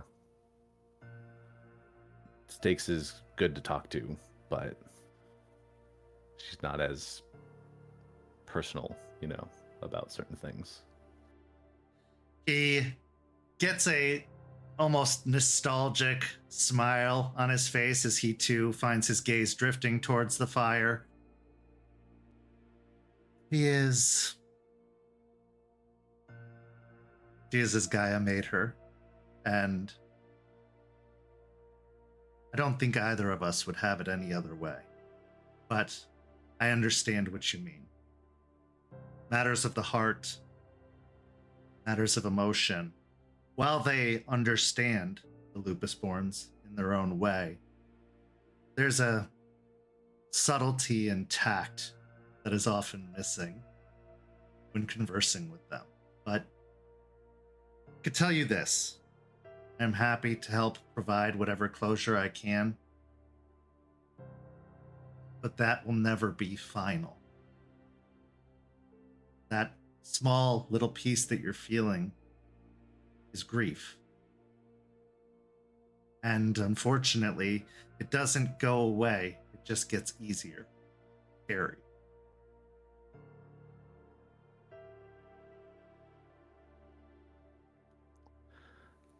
I know, but hopefully with talking, that pain, that grief will be less.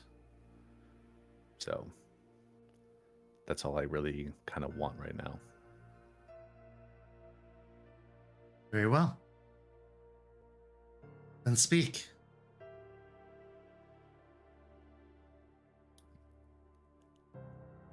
I don't know if Red talked about it or anything, but right before we left Hell again to come back down, me and him got into a fight.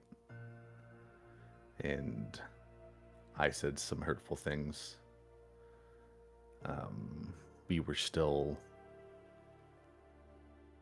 suspicious while we were up there, and all the suspicions that we're building, I kind of projected onto Red in a sense, because I felt like he was telling me things. He was telling me what I needed to know, but I felt like he wasn't telling me everything in that moment, and it hurt. And so I just lashed out, and before we left, I hurt him. And I just kind of want to know if, after we left, if he talked about what happened, what did he say, if he forgave me for what I said. Do you believe you were wrong in what you said?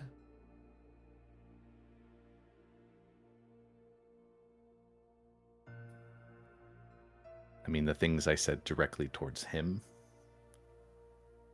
yes, but I guess the suspicion was warranted after everything that's happened and what we know now.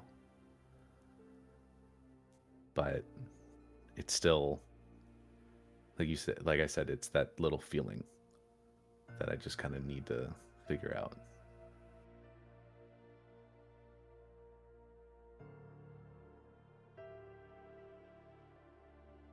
You were right to be suspicious. As were we suspicious of the Sept here. What influence they may be having upon you. Luckily, I can say now that influence is for the better, having witnessed it firsthand. But at the time, you have to understand our relations to the Guru Nation, not good. And we had always been paranoid and suspicious after we drifted further from them of whatever political games or tricks or maneuvers they might be trying to pull. But we were in the wrong then, and Red knew that. Even after his conversation with you, he felt regret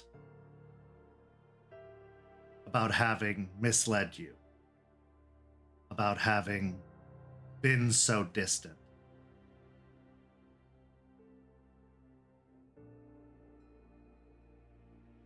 He forgave you because there was nothing to forgive.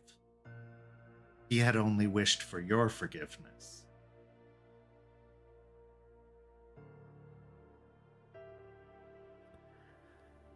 When Shawn says that, I will lean forward and kind of, with fists clenched, just put my head against my hands and just exhale, trying to hold it in. My biggest regret is now I will never be able to forgive him. That's where you're wrong, Raymond.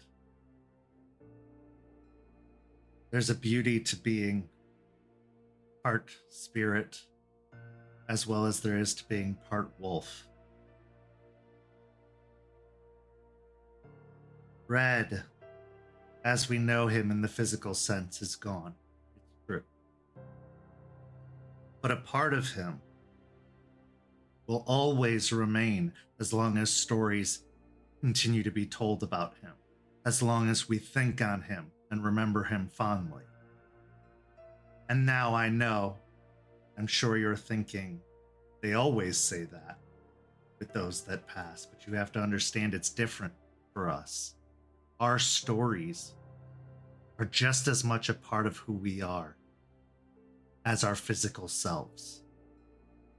With Guru, there is a power in the stories we tell. A power that's so vast and unexplainable that if you focus just enough, you can summon them in memory. Not just in your mind, but in a visual sense as well. The ancestors, as we call them, the greatest of our kind, the ones they do tell stories about.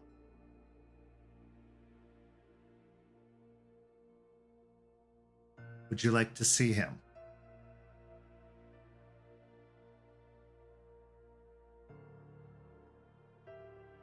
I will quickly sit up and look at him a little surprised. Because Stakes told me what Shawn is telling me. Exactly what I've been told a couple of times now is that Red is going to be there, but I didn't really believe it fully because of how far away he was when he died and how he died. I didn't know if it would work, if he would come back in that sense. And when he says that, I look at him and just wordlessly nod.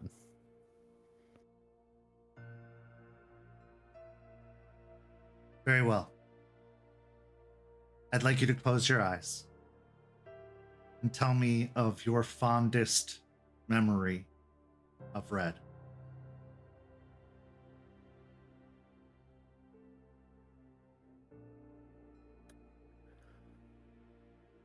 I will turn to face the fire and feeling the heat coming off of it. I will close my eyes and think and go back through all the memories I have. And after about a minute,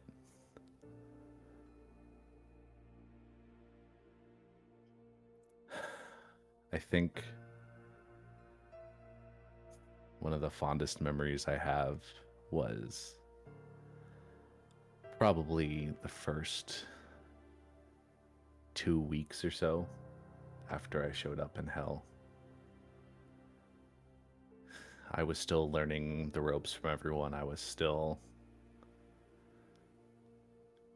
failing and tumbling over everything that I was taught and my mind wasn't there because so much had happened, so much was going on, and it was at the point where the saloon was closed and I thought everyone was gone. And I was just sitting on the porch, just staring out into the woods over the gravel road. And I was just lost in thought, thinking about what was next, what my life meant at this point. And from behind, I didn't even notice, Red just showed up.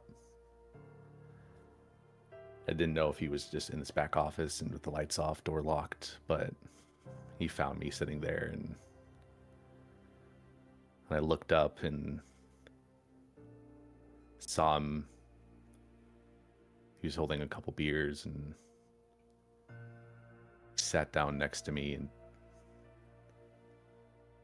just talked. It was the first conversation I had with another Giru that wasn't teaching, that wasn't, the litany, wasn't the rules, wasn't what not to do. And I felt like the connection I lost from my squad that I had before, everyone that died in front of me, that what I thought was extinguished, that connection, that feeling started to kind of rekindle. And honestly, I don't fully remember what we talked about, but just sitting there staring into the woods, drinking, talking with someone that understood. It felt good, and it felt nice. Your eyes remain closed. You hear a kind of spark in the fire as if something was tossed into the flames. And then you hear we talked about baseball, Raymond. We talked about much more than that. And as you open your eyes, amidst the flames that are roaring out of the fire, you see Red in the flames, looking back at you. As I opened my eyes and as I was retelling the story, the tears that were welling up behind the closed eyes spill a little as his voice resonates. And I just look into the flames with a pained expression at Red. As you take in his features, his hair and beard almost disappears into the fire because of how red they are. But you can see the same laugh lines at the corner of his eyes and mouth. You can see the same jovial grin upon his face.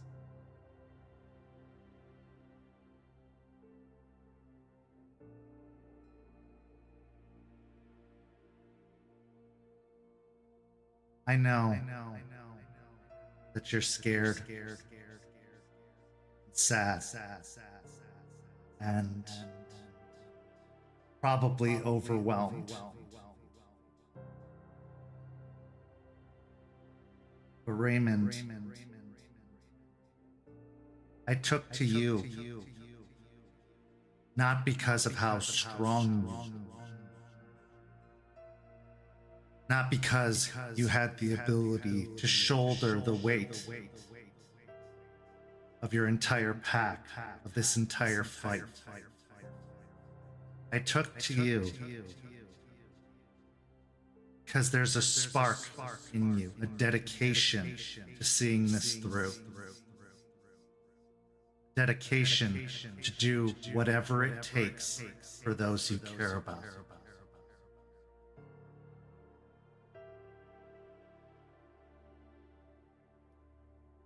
I open my mouth trying to form words, and the first few kind of choke out. And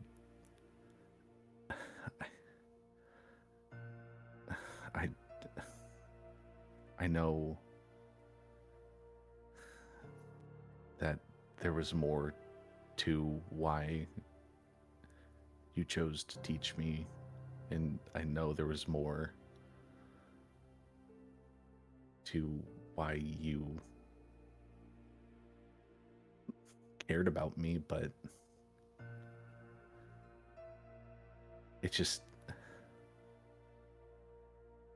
I'm sorry for what I said, and I'm sorry for how I left. And I know you sent us away because of how dangerous it was. And I know if we were there, it would have been worse. But I still have to say that I'm sorry I wasn't there to help you. Don't think there'd be enough room in this fire for both of us if you were. I'll chuckle a little bit. I know. I still had to say it, because if I didn't, then it would have still just been in there the entire time. My last thought was how glad I was that you went. How glad I was knowing that all of you were safe and far away. Even as the fur was flayed from my body, all I thought about was all of you, and how I knew you were in a safe place, a better place, a place worthy of you, a place we never could be.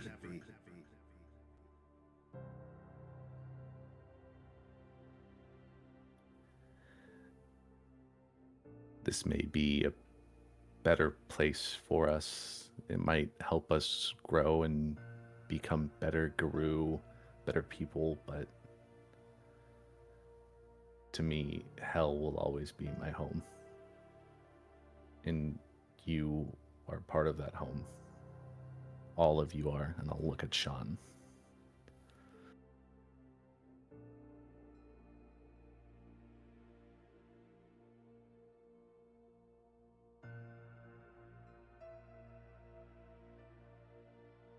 Shawn looks over at you, giving a smile, reassurance, as he looks to the fire and the image within.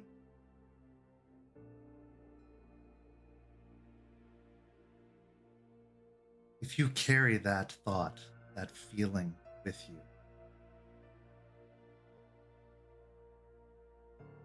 nothing, no worm, no black spiral dancer can take that away. You hold it close. You take time for it.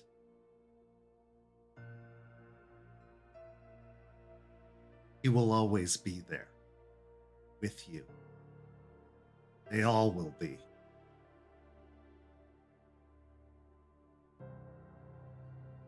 But you have to know, it wasn't your fault. There was nothing you could have done. We were outnumbered. They were much better equipped than us, and they had the drop on us.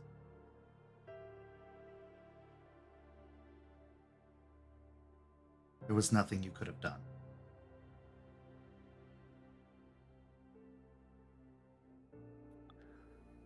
I know.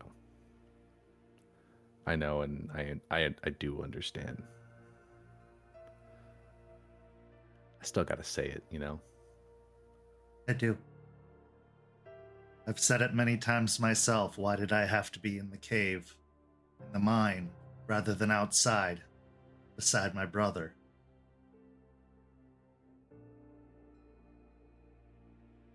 But if I was, I wouldn't be here to give you this.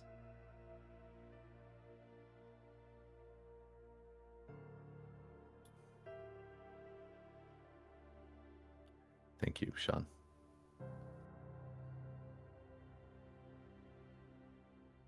You're a good man, Raymond. And an even better guru. You want best to honor Red and his sacrifice. Don't shackle yourself to it. Free yourself from it.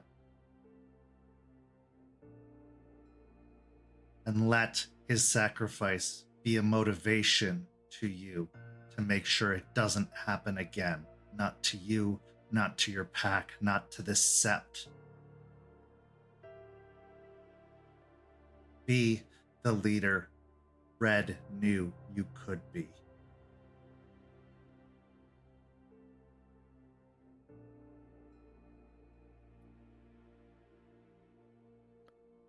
I won't let this shackle me down. I needed this to get those feelings together. And now I can move on knowing that I apologized and I was forgiven. And I will turn back to the fire and look at Red. I don't know how long it will take or in what way we will do it. I don't know if I will be the one to do it personally, but I will make sure that bitch pays.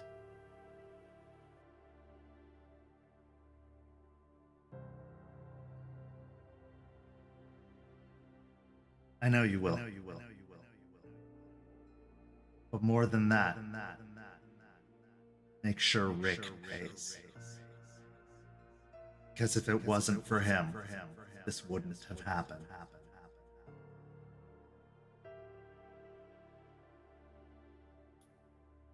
Oh, it goes double for him.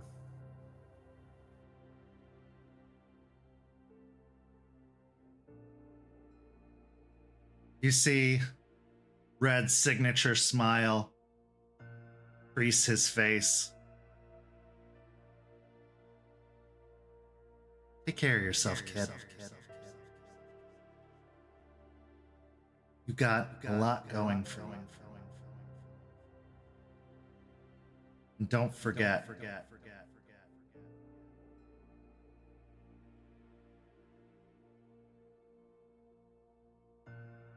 I never faulted you for what happened. I only faulted myself.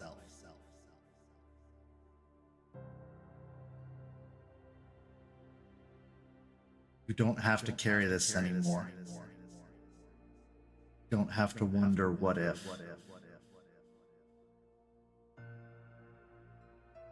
You just have to move on.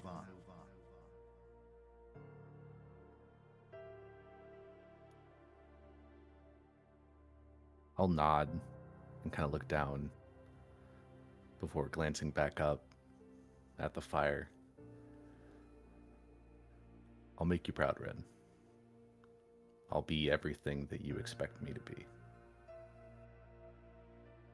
As you look up at the flames, the image of Red starts to dissipate, replaced just by the roaring fire within the fire pit. At At this point, Shawn goes to speak, but before he can say anything, the sounds of rapid and quick movement through the woods alert you over to the far side of the clearing. Snapping twigs and pounding footfalls herald the arrival of Forged from Failures. He's covered in blood on the front of him, and in his arms he carries Delphine, who looks even worse than he does, as he comes running into the cairn. The scene is yours. Seeing the scene in front of me of a destroyed Delphine and a bloody Forged, I will sit up quickly from the chair, knocking it over and running over. What happened? How did you guys end up like this? Forged, what happened? Forge's eyes are almost blank right now as he looks around, looks at you up and down, and it's like the tiniest amount of panic mixed in with just shell shock as he goes to speak, but voice keeps dying in his throat. He says, "It was the fucking car. Delphine, Shawn, where's Shawn?" Shawn almost immediately arrives a moment later behind Ray. Bring her to the fire. We'll quickly run on over to the fire to set Delphine up. As you go to lower her to the ground, he grabs a nearby blanket off of the chair and splays it out, laying it down to cover the ground beneath as you gently lower her onto the blanket. He then kneels down beside her and starts going to work.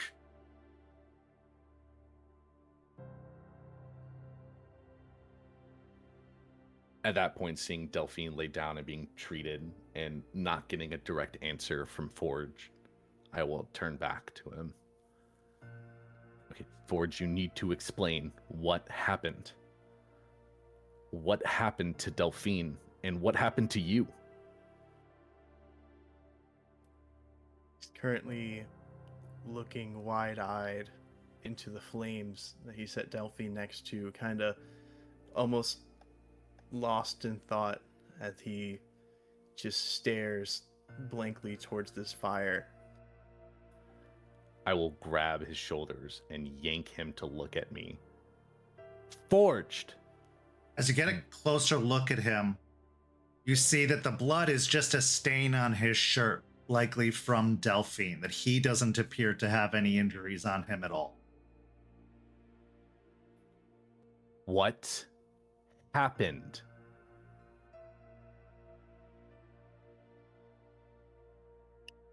He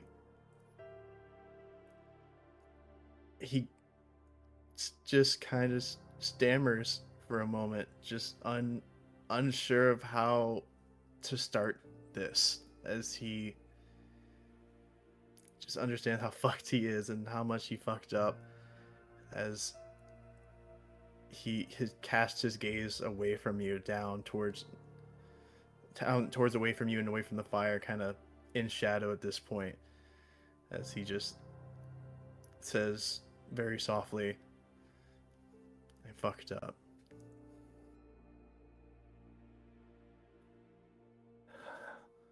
How did you fuck up? I need you to actually explain this to me, Forged. Delphine is lying over there, as messed up as she was after the leech fight. Did you get jumped by another leech? Did those infected pop up again while you were doing whatever you were doing and attack you guys? I need you to explain to me what happened.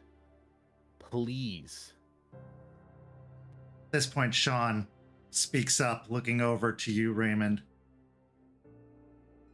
She'll recover. It appears none of these injuries are life-threatening, mostly blunt force trauma.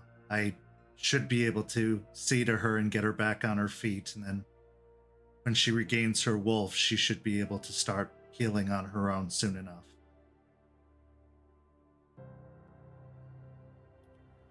I will let out an exhale, kind of calming down a tiny bit, but still wanting answers. And at this point, I will try and lead Forged away so I can just have this conversation and try to have his full attention. So as you step away from the fire, moving more into the darkness that is the rest of the cairn, may continue. Just now, Forge standing obscured by darkness, the little bit of fire like lighting up bits and pieces of his bloody clothes, his body, his eyes just downcast as he finally begins speaking. He'll say, "We took Delphine with me to go look at the storage unit I told you about." Okay. What was at the storage unit? What happened? As Forge goes to say what happened, he just thinks of what he saw in the trunk again as his eyes fill with like a panic once again as he starts breathing a bit faster. As you see, he's trying to calm himself down. He starts like freaking out a bit, thinking of everything that just went down all over again, kind of all that hitting him right now. I will reach up and put both hands on his shoulders again, this time more as a reassurance, and kind of give a little shake. Hey, whatever you found, whatever happened, you're safe here. You're safe in the cairn. Just breathe and explain.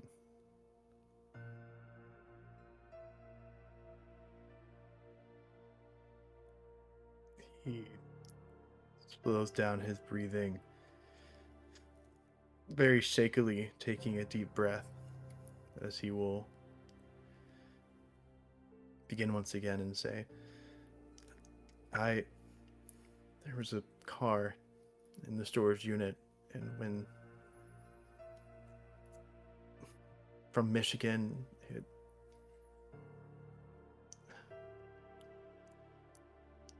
it was hers. I know it's hers somehow. My kid and Lilia, something happened to them. I don't know what.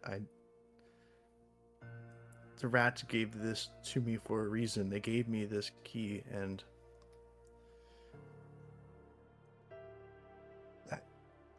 I lost control.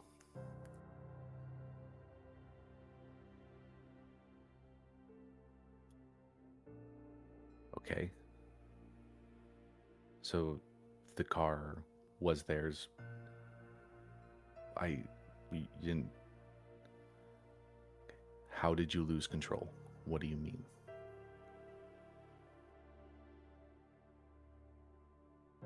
There was a briefcase and baby bag in the trunk. I knew. I saw that. I just knew who it belonged to. I knew everything clicked together, and they're probably fucking dead because of me. And I managed to fuck up the one last thing that was good for me. And I just lost it. And the next thing I really remember is Delphine in my hands, left like that, and everything fucked up around us. You hear a cry of pain come from beside the fire as Delphine, you are restored to consciousness, healed 1 ag.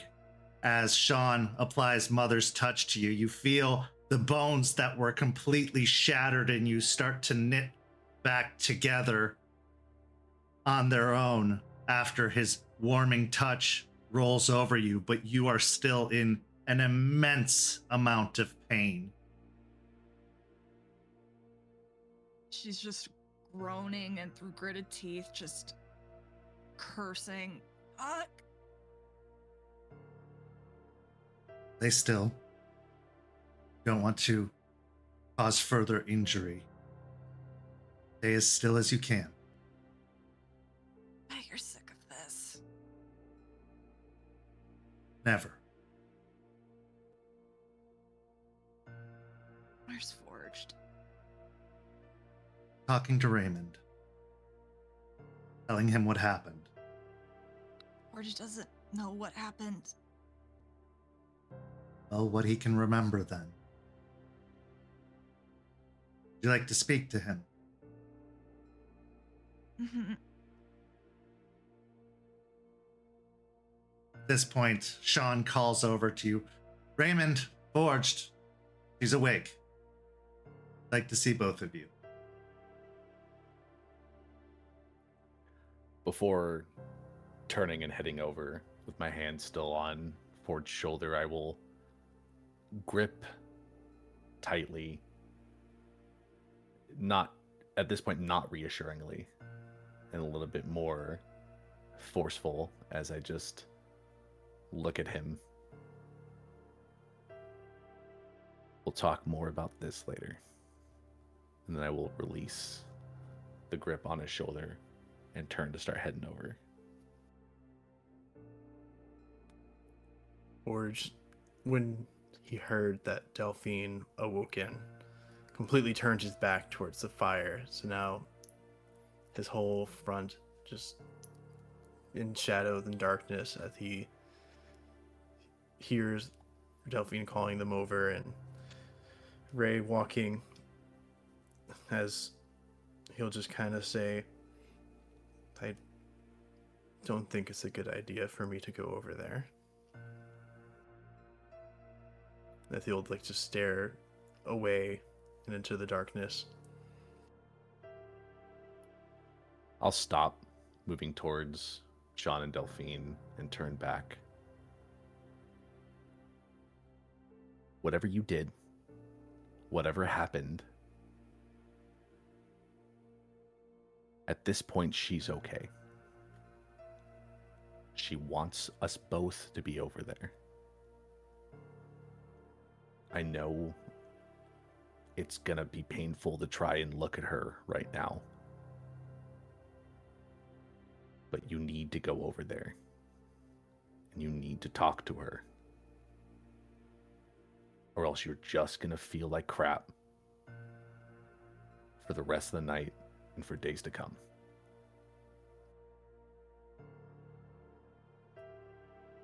Forge looks, he doesn't turn, but he does look over his shoulder, one eye staring at you, just an immense amount of guilt in it as he looks at you and looks back toward the darkness, almost as if it's calling to him, like a comfort, a way out to leave and to just escape from this moment. As he, for a moment, contemplates his two decisions of fleeing into the darkness or walking towards the light and facing what happened, before he lets out a deep sigh as he'll turn slowly towards Delphine and just very slowly walk over, not looking up at her at all, just staring as hard as he can into the floor. As he walks up and starts to kind of walk past me, I will fall in step behind Forged. Hey, as the two of you arrive by the fire, you can see Delphine is laid out on a blanket.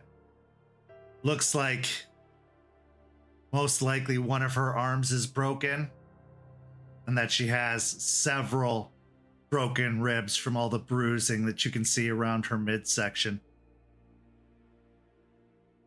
But she's conscious.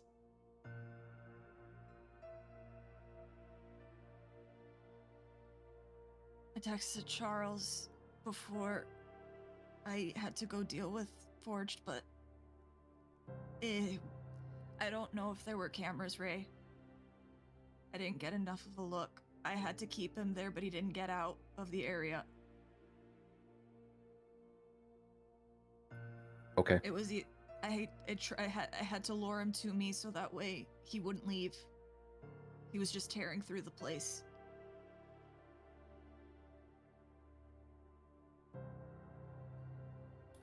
At this point, I don't care about the property damage or, you know, being exposed, because I can fix that.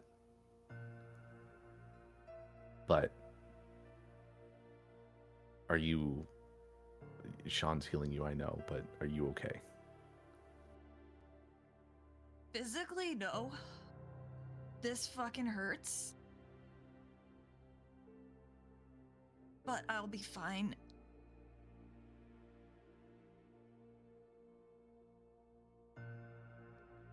Forge, don't be upset. This shit happens.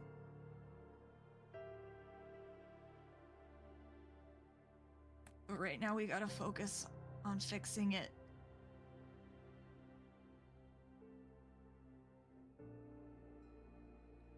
Forge standing there, fist balled, completely, hands slightly shaking. And he just said, It's not okay. You probably should be dead. I But didn't I'm regain not. control. I'm not dead. This is the second time this happened. I lost control with Juniper, and now this. You can't trust me. I'm just a raging animal. At this point, Shawn speaks up and says, Forged, if I told you the number of times we got into scraps up north because someone lost control, you would laugh at us and think we didn't know what we were doing. It happens. It's one of the risks of being what we are. What matters now is learning everything we can about what triggered it, what caused it. The rest can be dealt with. He then looks to Raymond and says, I can give her a little bit more assistance, but she will need to take care of herself after that. I will be spent for the evening. I understand. I might as well try and do this now before it spreads, or before, if something, you guys were caught on anything. And I will kind of grab Forged and like pull him close to Delphine, and I will kind of force him to sit down next to her, and I'm gonna try to cast use the rite of the forgetful record. Is it nighttime? It is nighttime, yes. I would like to howl at the moon so I can regain the wolf. Okay, so letting out a howl, you can only feel the pain and fire going through your chest and ribs as you take in that deep breath to let out the howl.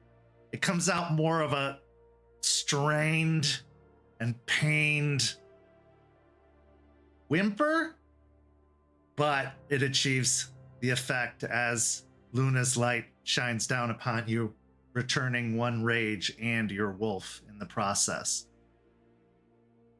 Shawn lays a hand back on your shoulder and kind of lowers you back down to the ground. You can heal another aggravated damage.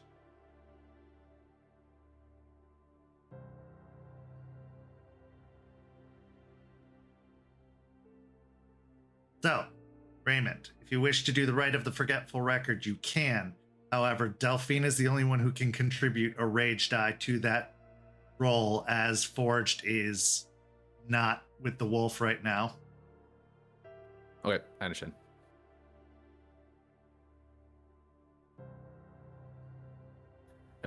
What rage am I at this point? I would say 2, with them coming running in, and it looks like shit went down.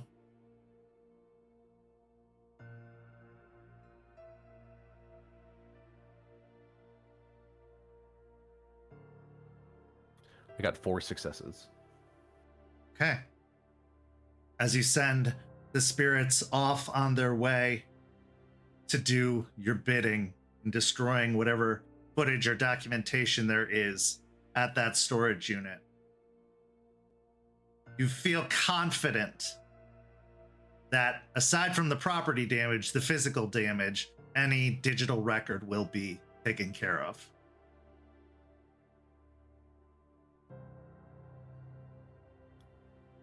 After I finish the rite, I will let go of holding on to Forged and take my hand off of Delphine.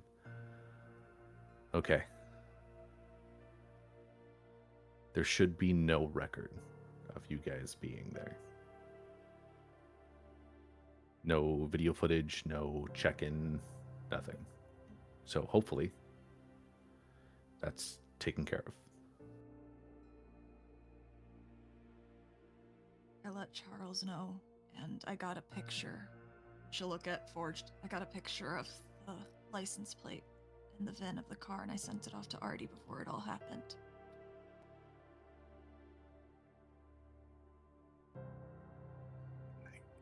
I know I grabbed the suitcase and bag before we left. I couldn't bring myself to look into any of them. I didn't want to find out what would be in them.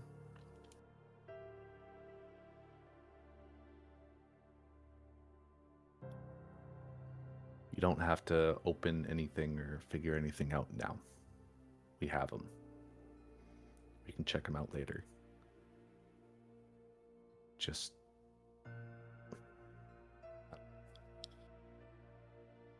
Delphine will wince as she reaches into her pocket and pulls out what is likely a shattered, beyond repair phone. And she'll sigh. I don't know if... She'll look at Ray. Can you at least let Charles know that we're here, that you took care of any records? Yeah, I can let him know. Also, I can see if Artie can get anything out of the phone. The phone's fine. Nothing important on there. Well, you said you took pictures and stuff. And I sent them to Artie already, so he has them. Okay. At that point, I will stand up and walk away and call Charles to let him know. The phone rings once before it picks up. Situation is contained.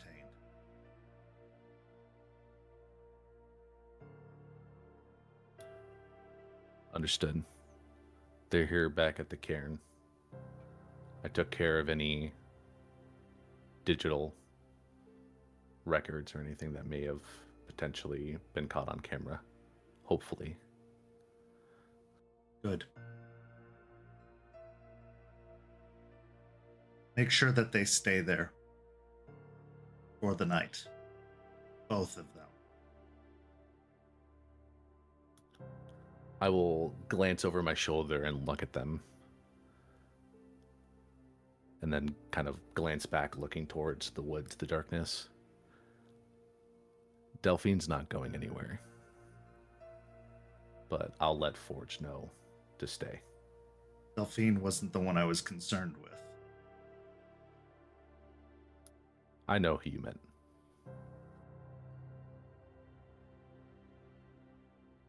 When he's feeling better, tell him he owes me an entire storage unit property, as I have now acquired this one.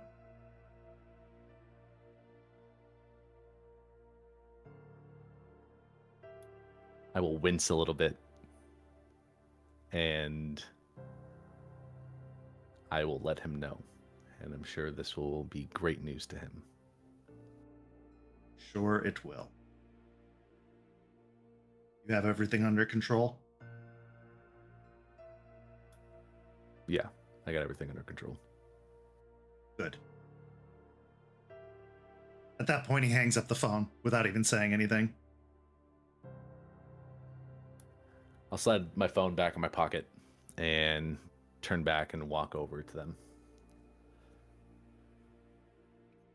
Okay, Charles knows that you guys are here. Everything is contained on his side.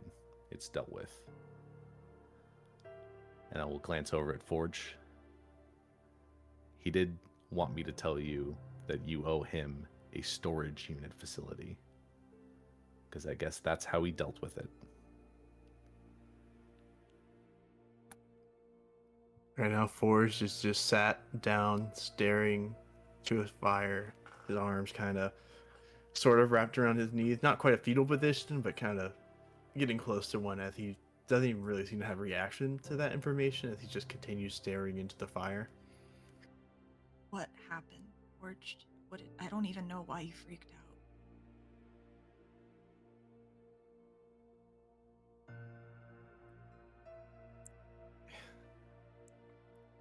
I saw a baby bag in a suitcase, and it belonged to them. It belonged to Lilia and my kid. And you see, he just kind of puts his hands on his face, like hands scrunch up. He just holds that position for a moment before sighing. He'll just say, I don't want to talk about it anymore. She frowns a little bit, knowing the situation with Lilia and with Cooper, and knowing he must be feeling scared right now. And Did you bring anything from there? The suitcase and the bag are in the van. I didn't open them. I don't know what I would have done if I saw something in there. And try and look the way I see things.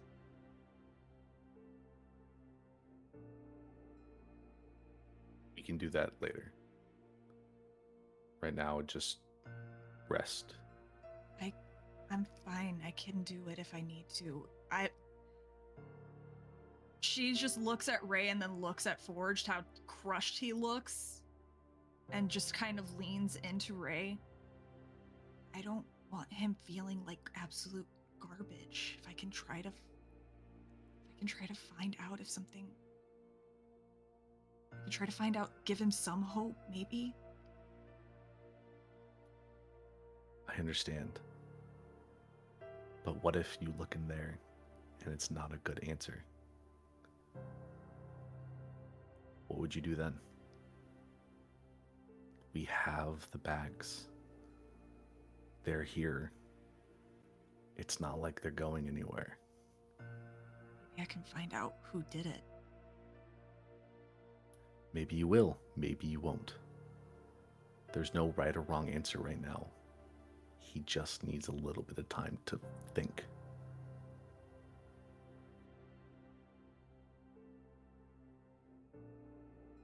She looks a little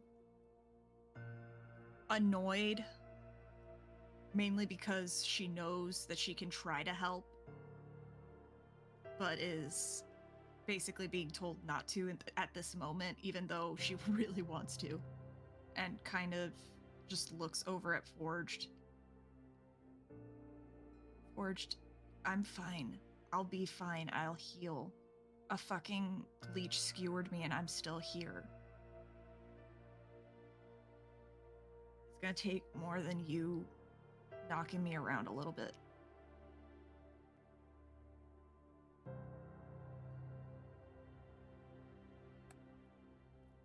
Forge doesn't quite seem to regard what you say. He just continues staring, the fire dancing in his face, lighting him up, as he'll just kind of blurt out, I think I heard it, Delphine. What?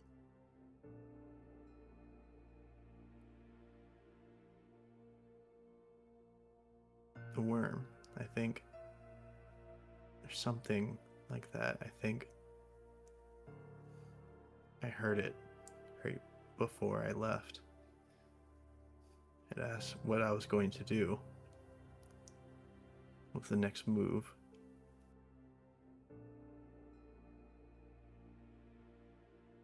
Delphine stares at Forge just a little longer, and she kind of side-eyes Ray before looking back at Forge. She's remembering the first time she ever forced a vision on Forged, back when they were in Hell, when she was making the agreement with him to have her back while she tried to find proof that Fenris was in the Sept and that the Sept elders were ignoring her, that Shawn was against her. She's remembering all of that. She's remembering the vision of the door and seeing the wolf looming over her and falling back into the spiral. And not caring what Ray would say in this moment, she is going to reach out and put a hand on Forged, and I am going to use Sight from Beyond. Okay. Go ahead and roll it.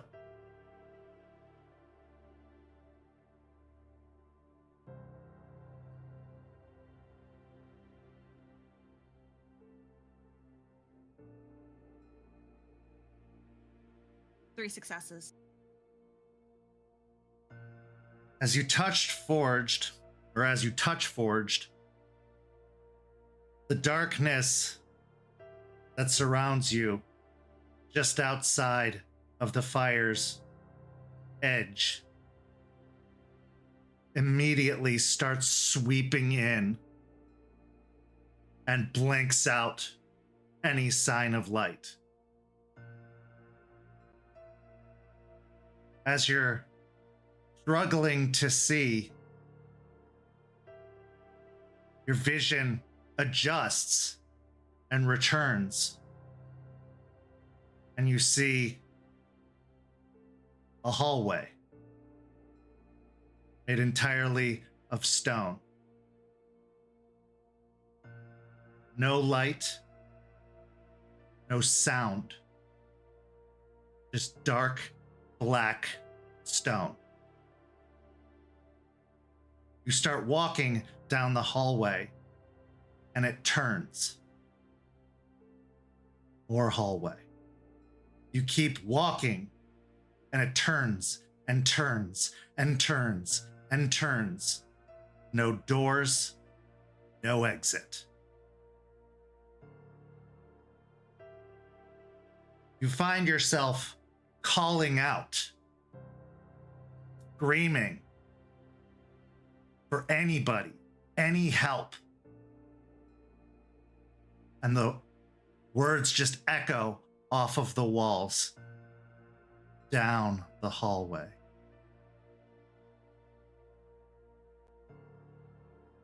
You feel yourself reaching up to pull at your hair. And as you pull, you reveal chunks of long brown hair in your grasp.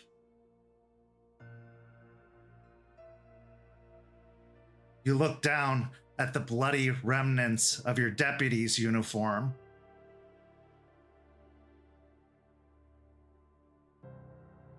Before turning towards the wall and punching and punching and punching at the stone, but the stone won't give. It won't crack. It won't break. It just bloodies your knuckles more and more and more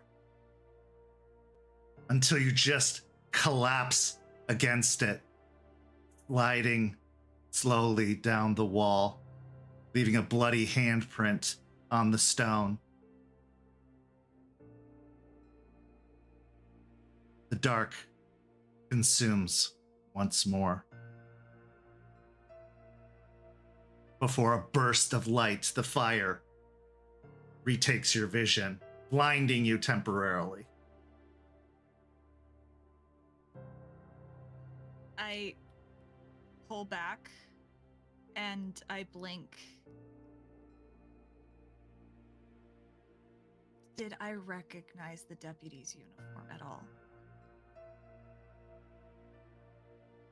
I'd say it felt familiar and not familiar at the same time. It familiar like you owned it, like it was yours,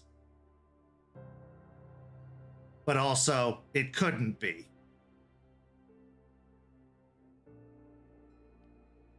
She pauses and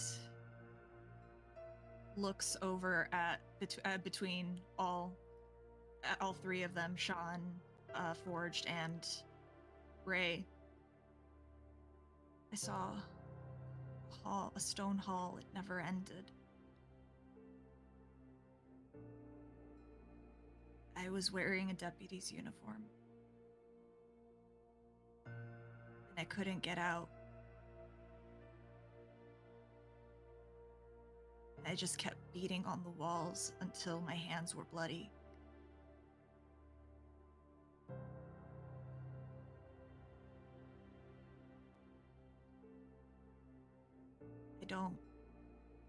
I don't get it. Shawn at this point has a distant look in his eye.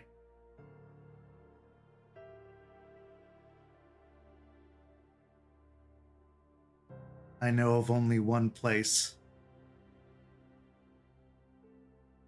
that matches what you describe. It's a myth, a legend, but it could be the labyrinth. And this is where our story comes to a close this evening, but not without one last. Our final scene takes us inside the van parked along the road outside of the cairn. Same dark night fills the sky. We look to a cell phone sitting in the cup holder. Forged, it's your phone. After a moment, it buzzes and the screen lights up. One new message. Lilia. And that's where our story comes to a close. Thank you so much to these amazing players. Thank you to everyone watching at home. Hellhounds is taking Christmas off, so there will not be a new episode next week. But tune in January 2nd when we will return with this motley crew here on YouTube. As for Rage Across Tampa, they do have a new episode this Tuesday, the 23rd, so make sure to tune into that. Go follow St. Pete by Night on all of the social media listed in the description. And as for these amazing players, I'm Kent, and we'll see you next time.